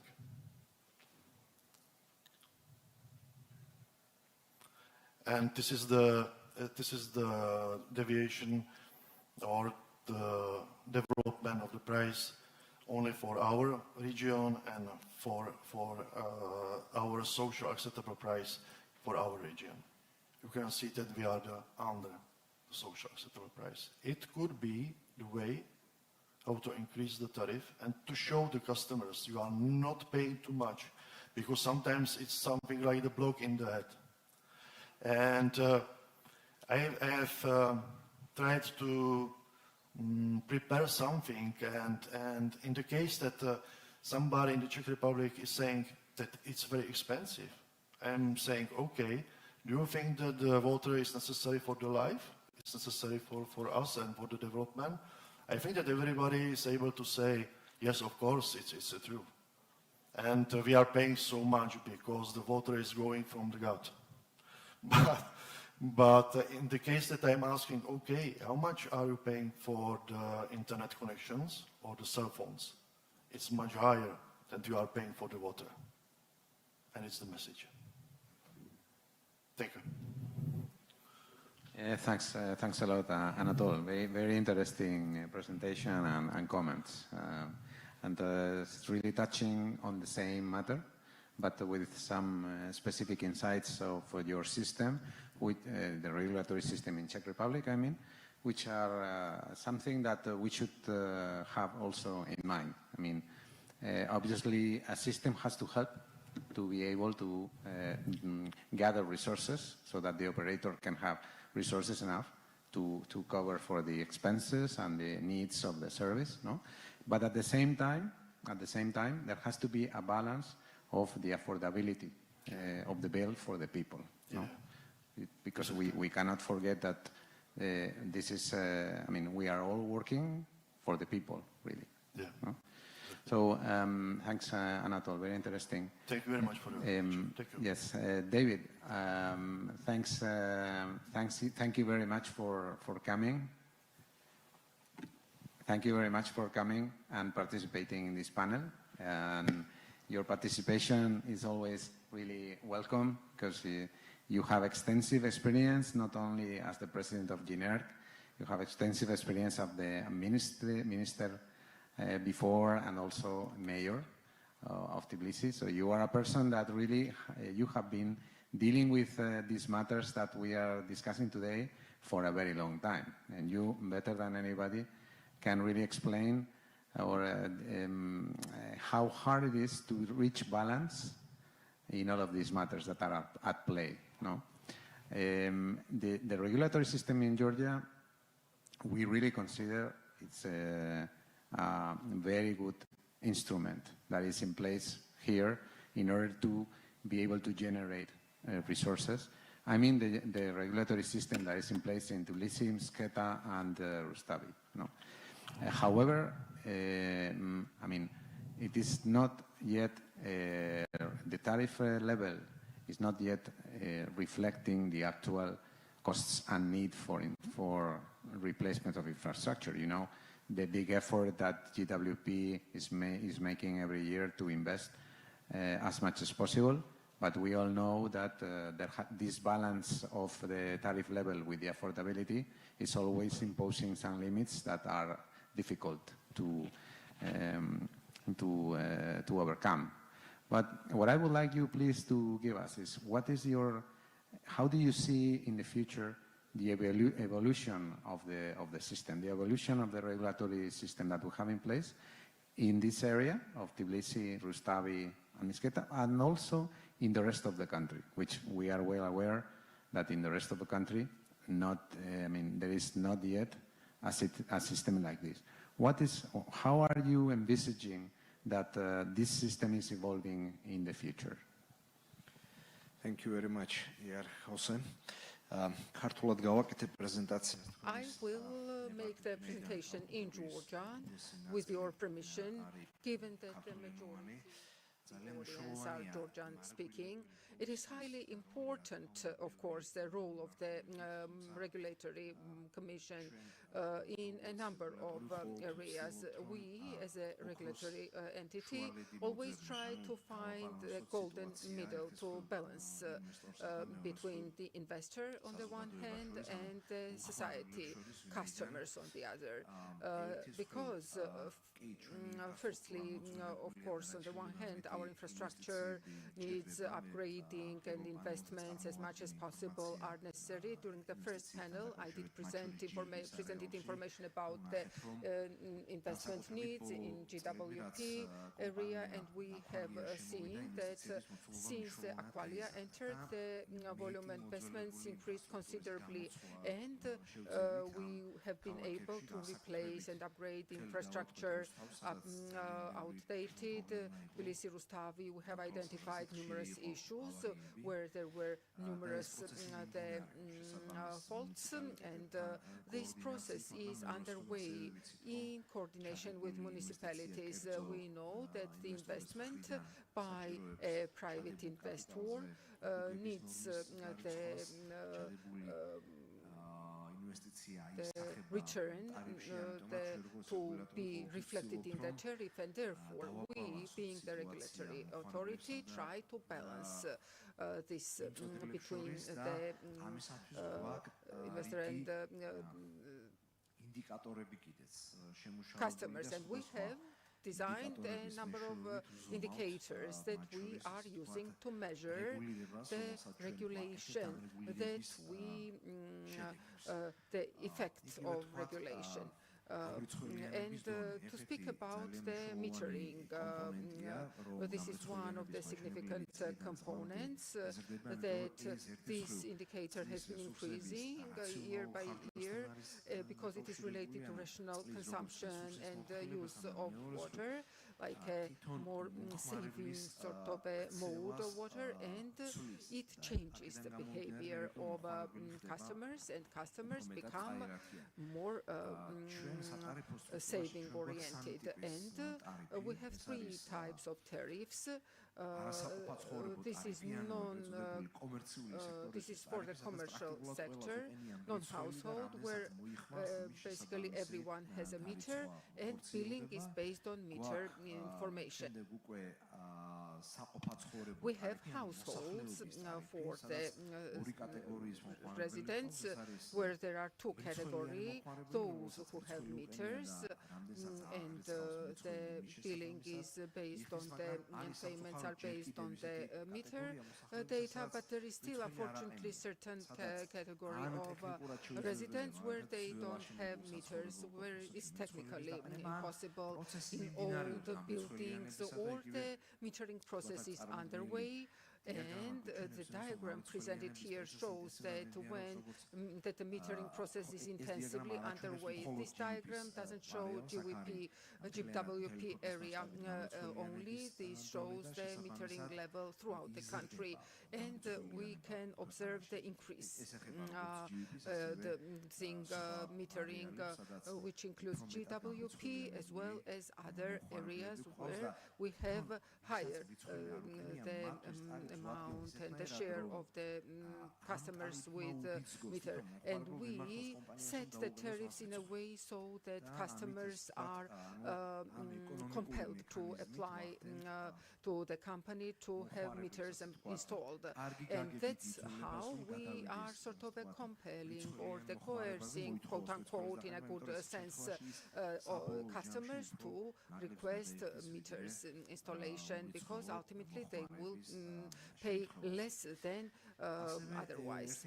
And one of the proper regulation effects is that the investments have increased, and during 2022-2026, since Aqualia Group entered the GWP area, throughout these years, over 530 million lari investments to the end of this year will have been implemented, and this has already delivered its impact and results in areas where the investments have been implemented. The customer satisfaction is high because of the stoppages and decrease, and our main goal to reach higher satisfaction of customers has been achieved.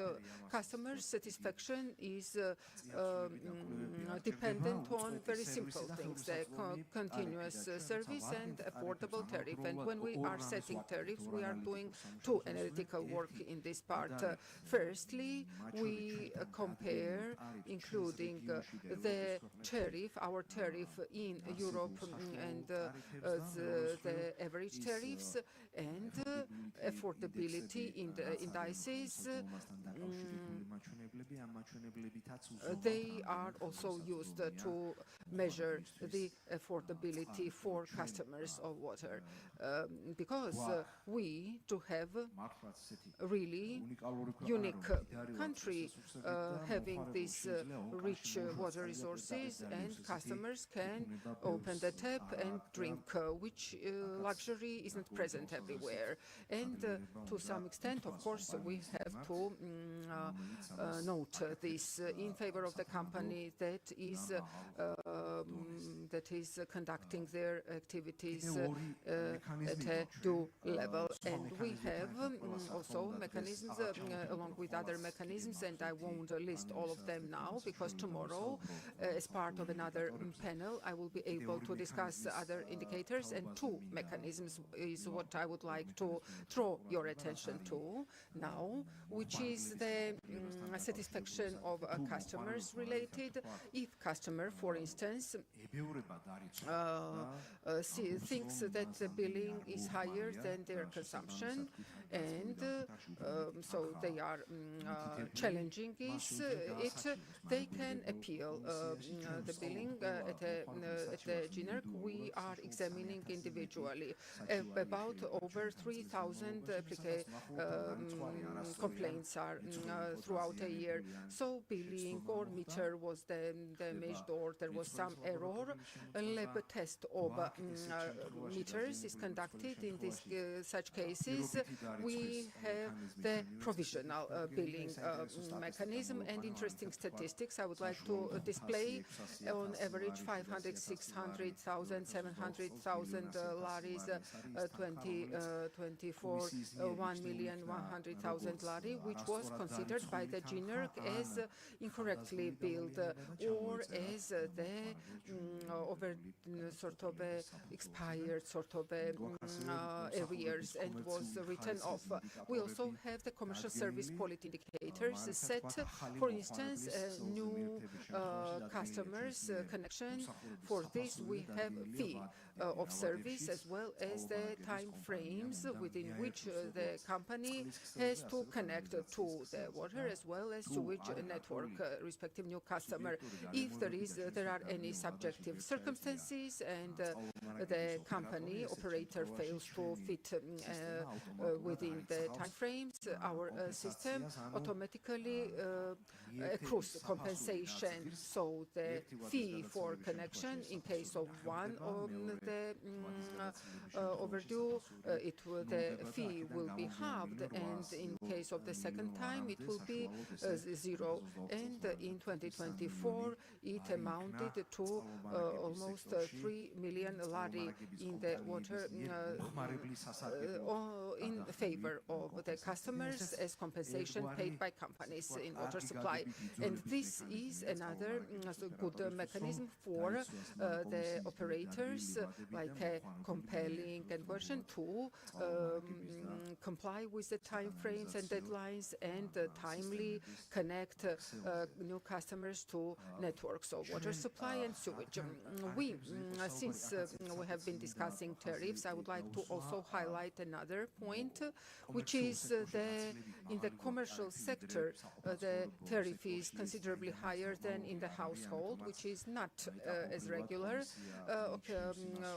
and GNERC respectively thinks considering the changing the tariff structure to bring these two tariffs closer. We are also examining various European countries' experience. WAREC has been helping us a lot in many respects. I would like to use this opportunity and extend gratitude to the head of WAREC because we are able to get information about tariff structures of various countries in a very swift manner, and whenever we are undertaking for us to rely on good experience for working on our tariffs, and we hope that we will rely on those. And our tariff calculation methodology in the water supply, of course, is based on a good European experience and examples. We have inbuilt our specificity and peculiarities specific to Georgia, and the key performance indicators as well. They are based on best experience, international experience, and in the water supply sector, we have way better indicators than in case of energy, in which we have longer experience of regulation, and the water regulation is quite advanced in Georgia. Thank you very much. This is mainly what I wanted to underscore and speak about in my part. If there are any questions, of course, I will be happy to address them. Thanks a lot, David. That's very clarifying. I'd like to use the chance that you are here in this panel because GNERC is the regulator of the water, also electricity, gas, and so on. No? And I'd like to ask you a question about the electricity liberalization change in the regulation that is expected to be entering into force sometime probably next year. Can you please give us an update on how is this progressing? What is your expectation regarding that? Thank you very much. With pleasure, I can, because we are energy as well as water regulatory commission. Of course, we are undertaking reforms in energy and natural gas sector as well. In case of electricity, market liberalization process commenced several years ago, and it comprised two generation liberalization and in the part of the customers as well, liberalization, and getting to the open market for purchasing energy. All hydroelectric stations, other than 5 ones, have already been sort of on the open market without GNERC setting tariffs for them. Out of these 5, 4 hydro as market entry.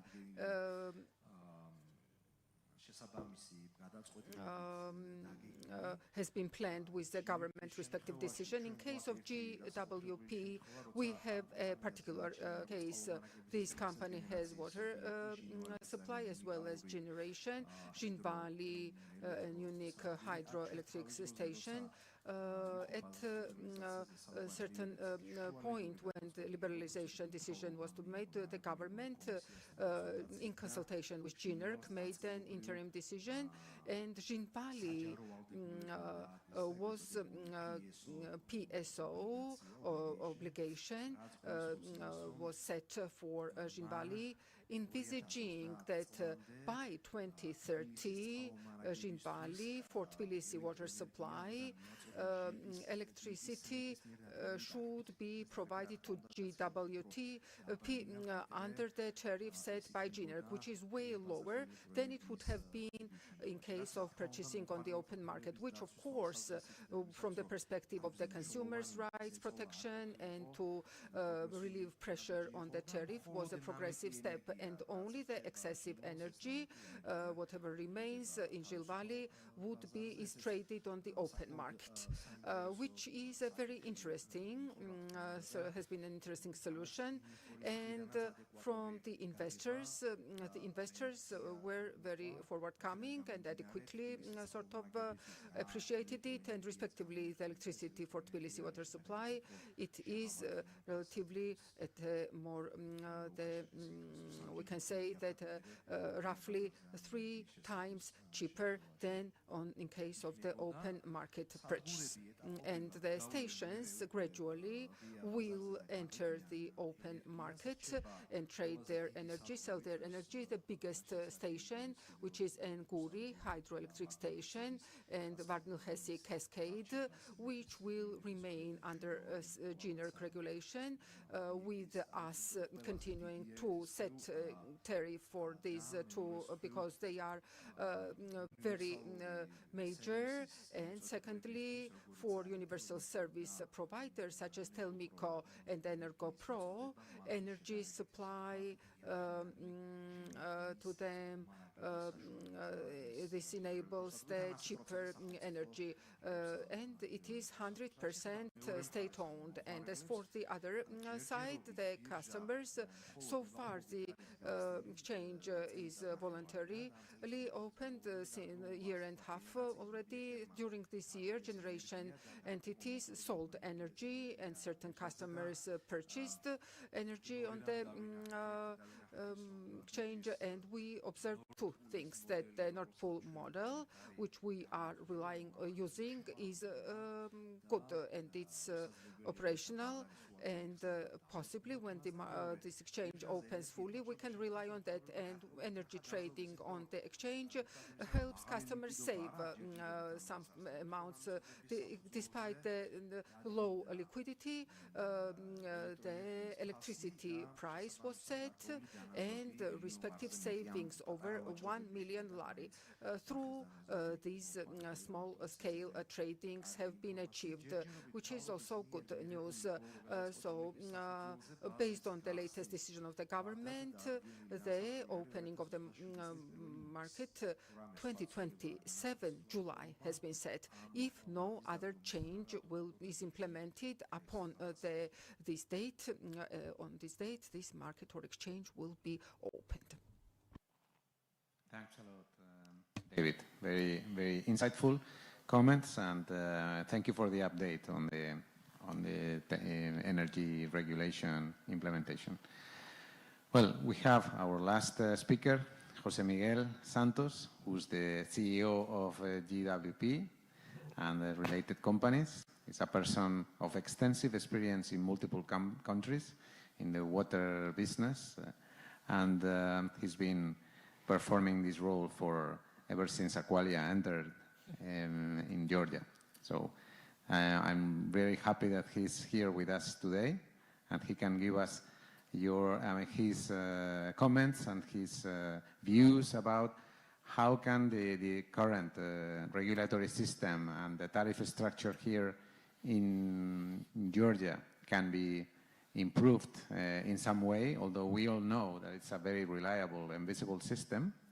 But how can it be even improved to try to get closer to achieving the goals of cost recovery and cope the problem of infrastructure aging? Thank you, José Enrique. Thank you very much. I have to be here. This is for sure.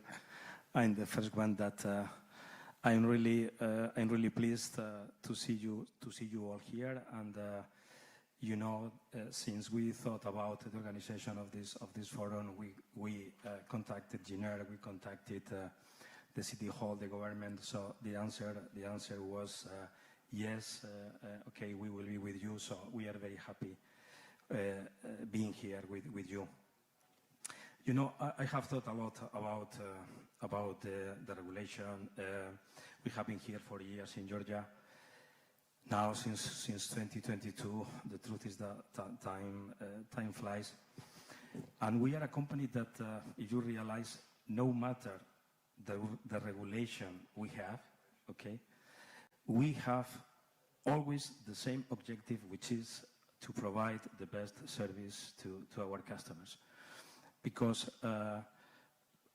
probably one of the main differences between us and other water companies is really our long-term vision and our commitment with the citizens, the commitment with the customers, in order to provide every single year a better service, you know.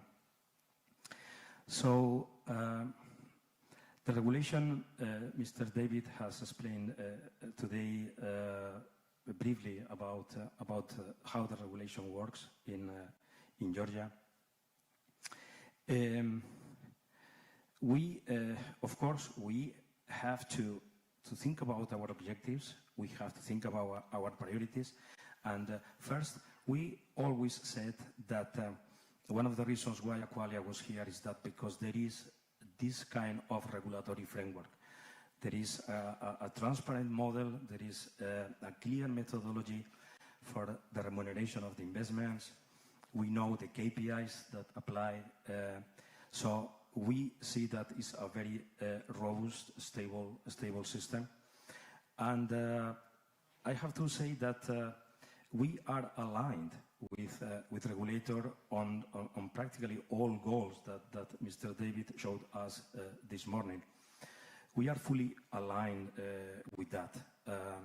So the challenge for the regulator, because I have seen in these 4 years some changes, and I understand that the regulator is playing really a vital role. I always say that regulator is key in the water sector in Georgia, of course, for the development of the water sector.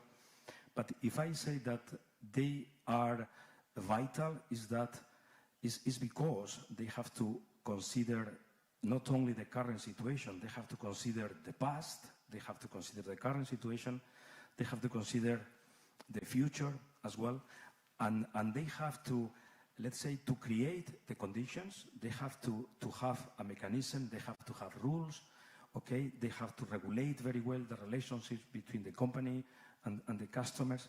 They have to do this with basic principles and pillars, okay, about sustainability, about affordability, and probably the challenge is how we can balance the affordability for the customers with the sustainability of the system.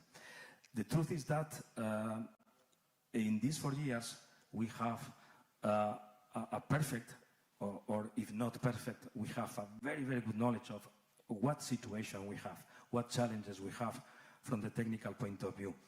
And the regulation is working in a way that, yes, there is a remuneration for the investments. And of course, we are so much interested in implementing the investments, because if we don't have the capacity to renovate our infrastructures, considering that practically 40% of the networks are fully amortized, another 20% are reaching let's say the life cycle. Okay, if we don't renovate the infrastructures, we are going to suffer on daily basis. Okay, as we have been suffering during these years. So we are the first one interested in selecting very well the investments, and the regulation in this case is fully aligned with this principle, because we want to maximize the impact on our investments. I mean, the impact of our investments on the service we provide. Okay, so I think tomorrow I don't want to extend on this, because tomorrow we can talk about the investments. Okay, but there is a full alignment, let's say, between the regulation, okay, and what the company needs, okay, to think about, to plan, okay. I want to mention another important point, because here our main priority is how we can do things to improve the service, okay. We want our let's say, our service to improve, but really to be visible for everybody, okay? We knew from the beginning that the improvement is just a gradual process, okay? The improvement is just a cumulative process, okay? And we see this. Tomorrow we will see some of the figures, okay? We see this, okay? But honestly, we want more. And it is true that from the investments, okay, we are going to get an improvement. We are going to, of course, to increase the security of the system, which is absolutely fundamental, okay? But I have to say that operations and the efficiency in the operations is also key, okay, to really impact, okay, on the service we provide to the citizens. And from this point of view, probably the regulation has to create little by little some kind of scenario for incentivizing, okay, the benefits from the operations and the benefits from the efficiency on the operations. We have reduced by 35% the electricity consumption in Rustavi. We have reduced by 10% in the last 3-4 years in Tbilisi. And of course, this optimization, this efficiency is going to be a benefit for the customers and a benefit for the tariff, okay? So we feel that this is of course, our responsibility. But at the same time, it's fundamental that we can establish a very strong organization, okay? And from this point of view, we have to think that we have to invest and spend on different issues that maybe are not visible or are not directly connected to the investments, or what about investing on improving the skills of our workers, to train, to have more vocational people, because you know, I'm sure that one of the challenges that we have is the labor market, okay? And we are a sector that we need to rely on people that is working with us for years and can consolidate a knowledge and expertise, okay, about our water system. So we need to invest on that, and whatever amount we invest on this is going to be positive for the service we provide to the citizens. What about health and safety, for instance? We have done a huge effort really to to change, to improve the conditions of health and safety? What about repairs of the networks to be more active on improving the non-revenue waters, for instance, the water losses, which is a key indicator for everybody. So we have to invest on all these areas, okay? And the tariff, the regulatory framework, the regulation has to be sensitive to the positive impact from the operations, you know. Thank you very much, Jose Miguel. I think it's a very valuable comment on how the regulatory system here in Georgia can be improved. Now I'd like to open the floor to anybody in the audience that has managed to endure with us until this point and would like to comment on anything that we have been discussing or asking or proposing any topic. Sorry, if you allow me just to say something, I see Otto wanting to ask something, but let me say something about the tariff, because obviously when we talk about sustainability of the model, sustainability of the framework, we have to talk about sustainability of the tariff, of the water tariff. We know that the current system in Georgia is a very let's say basic a scheme, okay, that even is possible to find it in other places as well. But what we have is I think David mentioned that before as well. We have 3 different customers, okay. One of them are commercial customers that they are paying let's say European tariff, okay. We have household consumption, residential customers that are paying 0.5 laris per cubic meter. And then we have, just because it is a particularity in Georgia, because 50% of our customers have no meters, these customers are paying 4.5 laris per person per month. So what we see here is that, there is a big gap between commercial and household. There is a cross-subsidy, okay, that is really creating a big imbalance. And as I think David said before, in the future, this gap has to be reduced, okay. But also there is some cross-subsidy from those customers that have no meters, because they are paying without limitation of consumption. So, and they are paying an amount and a tariff that is equivalent, let's say, to the consumption of a family that has a meter, okay? So obviously, to establish a tariff that, of course, following the basic principles of affordability, it has to be fair, but has to, let's say, establish on a way that full operational expenses and amortization of the investments is going to be recovered. So it means that a binomial tariff, okay, as we have in Portugal, in Spain, in many countries and cities, is one scheme that allows you, okay, to be fair, to see this affordability as well, to introduce more awareness or incentives for reducing big consumption, okay, and this is a scheme that could be suitable as well for Georgia. Thank you. Thanks a lot, Jose Miguel. I think there was somebody. Yeah. Okay. Please go ahead. Hello. My name is Otto Dathmashvili. I'm a Director of Analytics, Regulations and Control in GWP. And first of all, I would like to thank you all of the speakers for very comprehensive and informative speeches. It was very interesting for us. Specifically, I would have a question for Vera and Rocio. You both mentioned that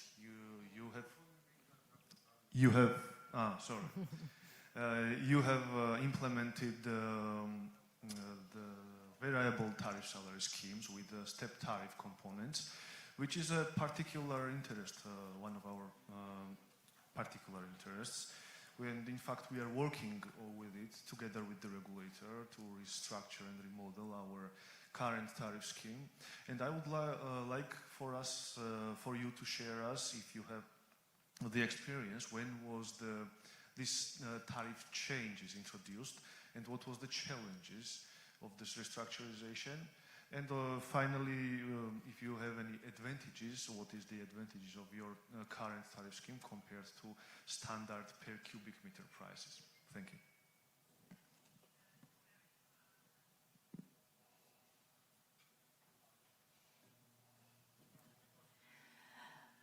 Well, in Portugal we have the fixed part of the tariff also to cover the fixed costs, and then the varied costs are covered by the tariff that is set as per a block system. But the blocks are different from the ones that were referred in Spain, because we have currently a tariff recommendation, and the blocks are the first 5 cubic meters, then the additional 10 cubic meters, and then after the 15 cubic meters you have a third block of additional 10 cubic meters, and then a fourth block. We are currently changing so that we only have 3 different blocks. The first one 5, then 10 additional, and then a third block that covers everything. The rationale for this is so that we have the first block that is subsidized by the second block. So the first block covers what we say the water for bath and soup. So it's 5 cubic meters per family. We are considering a 3-person family. If there is an additional number of people in the family, then this first block is added a cubic meter per additional member of the family, so that there is a social perspective around this. If you have a family that has more than 3 people, then this family also benefits from this social block of the tariff. It is the second block is the one that recovers costs. Okay, so it is a 10 cubic meter part of the tariff that recovers costs for these 10 cubic meters and the 5 ones that are in the first block. This means that even without the social tariffs, because we also have a social tariff, but even without the social tariffs, this tariff system is an equitable tariff system, because it allows the first use of water, that is the basic use of water. It's much more cheaper than the remaining part of the water. And then when you exceed the 15 cubic meter consumption, then there is kind of an environmental penalty for having an excess use of water for domestic purposes. So the water is, the price is higher than the remaining blocks of the tariff. With this type of structure, what is meant is that you have a social use of water for your basic consumption. You are also recovering costs, so there is the recovery cost principle, and you are also actually aiming at environmental protection and, of course, fighting scarcity. But this is the last part of the consumption is not that relevant for scarcity, because usually water consumption, the demand is a fixed demand. So it gives you a signal, and when there is scarcity, we recommend that the prices are a bit higher, so that there is a signal for people not to consume that much. But it is only a signal, because when we speak about domestic consumption, what we see is that domestic consumption demand is usually very, it doesn't vary that much according to the price. So this is and we have consumer per capita of 180 liters per capita. So it's not that higher regarding the standards. So this is the tariff structure. Good things about this tariff structure is that it's equitable, it's easy to understand, and it provides a very good reasoning of who is paying for what and the social use of water. So this is something that we think it's relevant for a regulatory perspective. The downside of it is, of course, it's much easier to implement a price per cubic meter, and that's it. That's easier. Sometimes it's more difficult to explain the price of the water services in Portugal, because whenever people ask me how much does water cost in Portugal, well, I take a deep breath and I say, well, average is 1.14 euros per cubic meter, but this is average because the first 5 and then the 10, so it's more difficult to explain, but it's a fair system, we think. But of course, this is also complemented with one thing that was referred regarding the Spanish case, which is the social tariffs, because even with this tariff structure, there is a need actually to have a social tariff for households that really are below the income, daily income that provides them accessibility to these services. So we also have a social tariff pricing system, but the basic and the baseline of our tariff system is also socially equitable because we have this block system. So Vera has explained to you the main differences. I would like to point that in Spain we try to avoid cross subsidies. We are present in in thousands of municipalities in Spain, and we have the data. And we know that the number of clients that really can't pay the price of the water is always below 2% of the clients, usually below 1%. So we don't feel the need to have a first block subsidized because we are not benefiting the ones that really need help. So we try to have people knowing how much the water service costs. At the end, the rest of the mechanism is similar. We look for water consumption efficiency. If you are working on setting this different structure, you need to analyze and to have good data so that you know the consumption per person, the cost of the service, the number of people living in a household. If this is something that varies a lot, then you should have one tariff that takes into consideration people living in each household, because at the end you are setting a block which will change of price, doubling the price or multiplying by 3, and it needs to be fair. So data and the know-how of water tariff structures is very important to aim to the objective.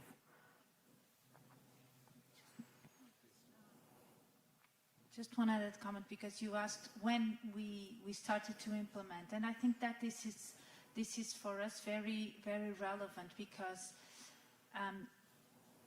changing the rules of the tariffs has an impact in the consumer, and so it is something that needs to be done very carefully, and we don't do it from one day to the other. So we have a tariff recommendation ever since 2008 that has been evolved. So the last tariff recommendation is dated 2022, and the municipalities have adhered to this tariff recommendation. So now we are implementing a different set of rules that are binding, are not recommendations, so it's a regulation, and we are preparing them. And one of the topics that we are considering is whether or not our rules will be disruptive with what the consumer already has. And we have decided not to be disruptive in what regards tariff setting, for instance. So even if we think, well, it could be better to have the first block not 5 cubic meters, but 10 cubic meters. The fact that this is going to change what the municipalities have adhered to 15 years ago, this is something that we are considering also a downsize of the change. So we decided not to change because we have a long history of tariff setting where actually people are okay with this block system. And so even if it's not perfect, it could be 5 cubic meters or 7 cubic meters or 8 cubic meters. Where's the frontier? It's not an exact science. So when establishing these blocks, we also consider the people. Are they used to this or not? If they are used to this and they accept this, this is good. This is okay. So then we and of course, if it's wrong, we try to. But if it's not a black or white thing, if it is something that has been accepted and okay, it could be better, but it could be worse, and this is fair, then we are trying to implement things that are already being accepted by the people and by the municipalities, because otherwise we will have fights over things that may not matter that much. Thanks. Very interesting dialogue on this matter, really. Is there anybody else that would like to propose a topic or ask any particular matter? Okay, then we close the... Is there somebody there? You need a microphone, sorry. Is it possible? Please, thank you. Great, thanks. You just mentioned here the water losses in Georgia is 7%. If you not have a meters for each houses, how you can be guaranteed the losses of it's around 7%? Jose, I think this is a question for you, Jose Miguel. You said 7%? We would like to have 7%. But the truth is that water losses is much higher. But it is true that, of course, having practically 50% of the customers without meters, more than 300 or around 350,000 customers without meters, is really impossible to know exactly the consumption. But of course, in order to have a more accurate data, what we are doing is installing general meters in the buildings, not in all buildings, but selecting buildings that can be representative in the city, placed in different areas of the city, different heights, etc., etc. So we want, at least statistically, to have a measure, okay, that we can really utilize as a reference. Because what is not valid is simply to assume that the household consumption or the consumption per capita per person is going to be 300 liters per day or 9 cubic meters per month, because this is not exact. We need to have a measure, and that's why we are installing these general meters.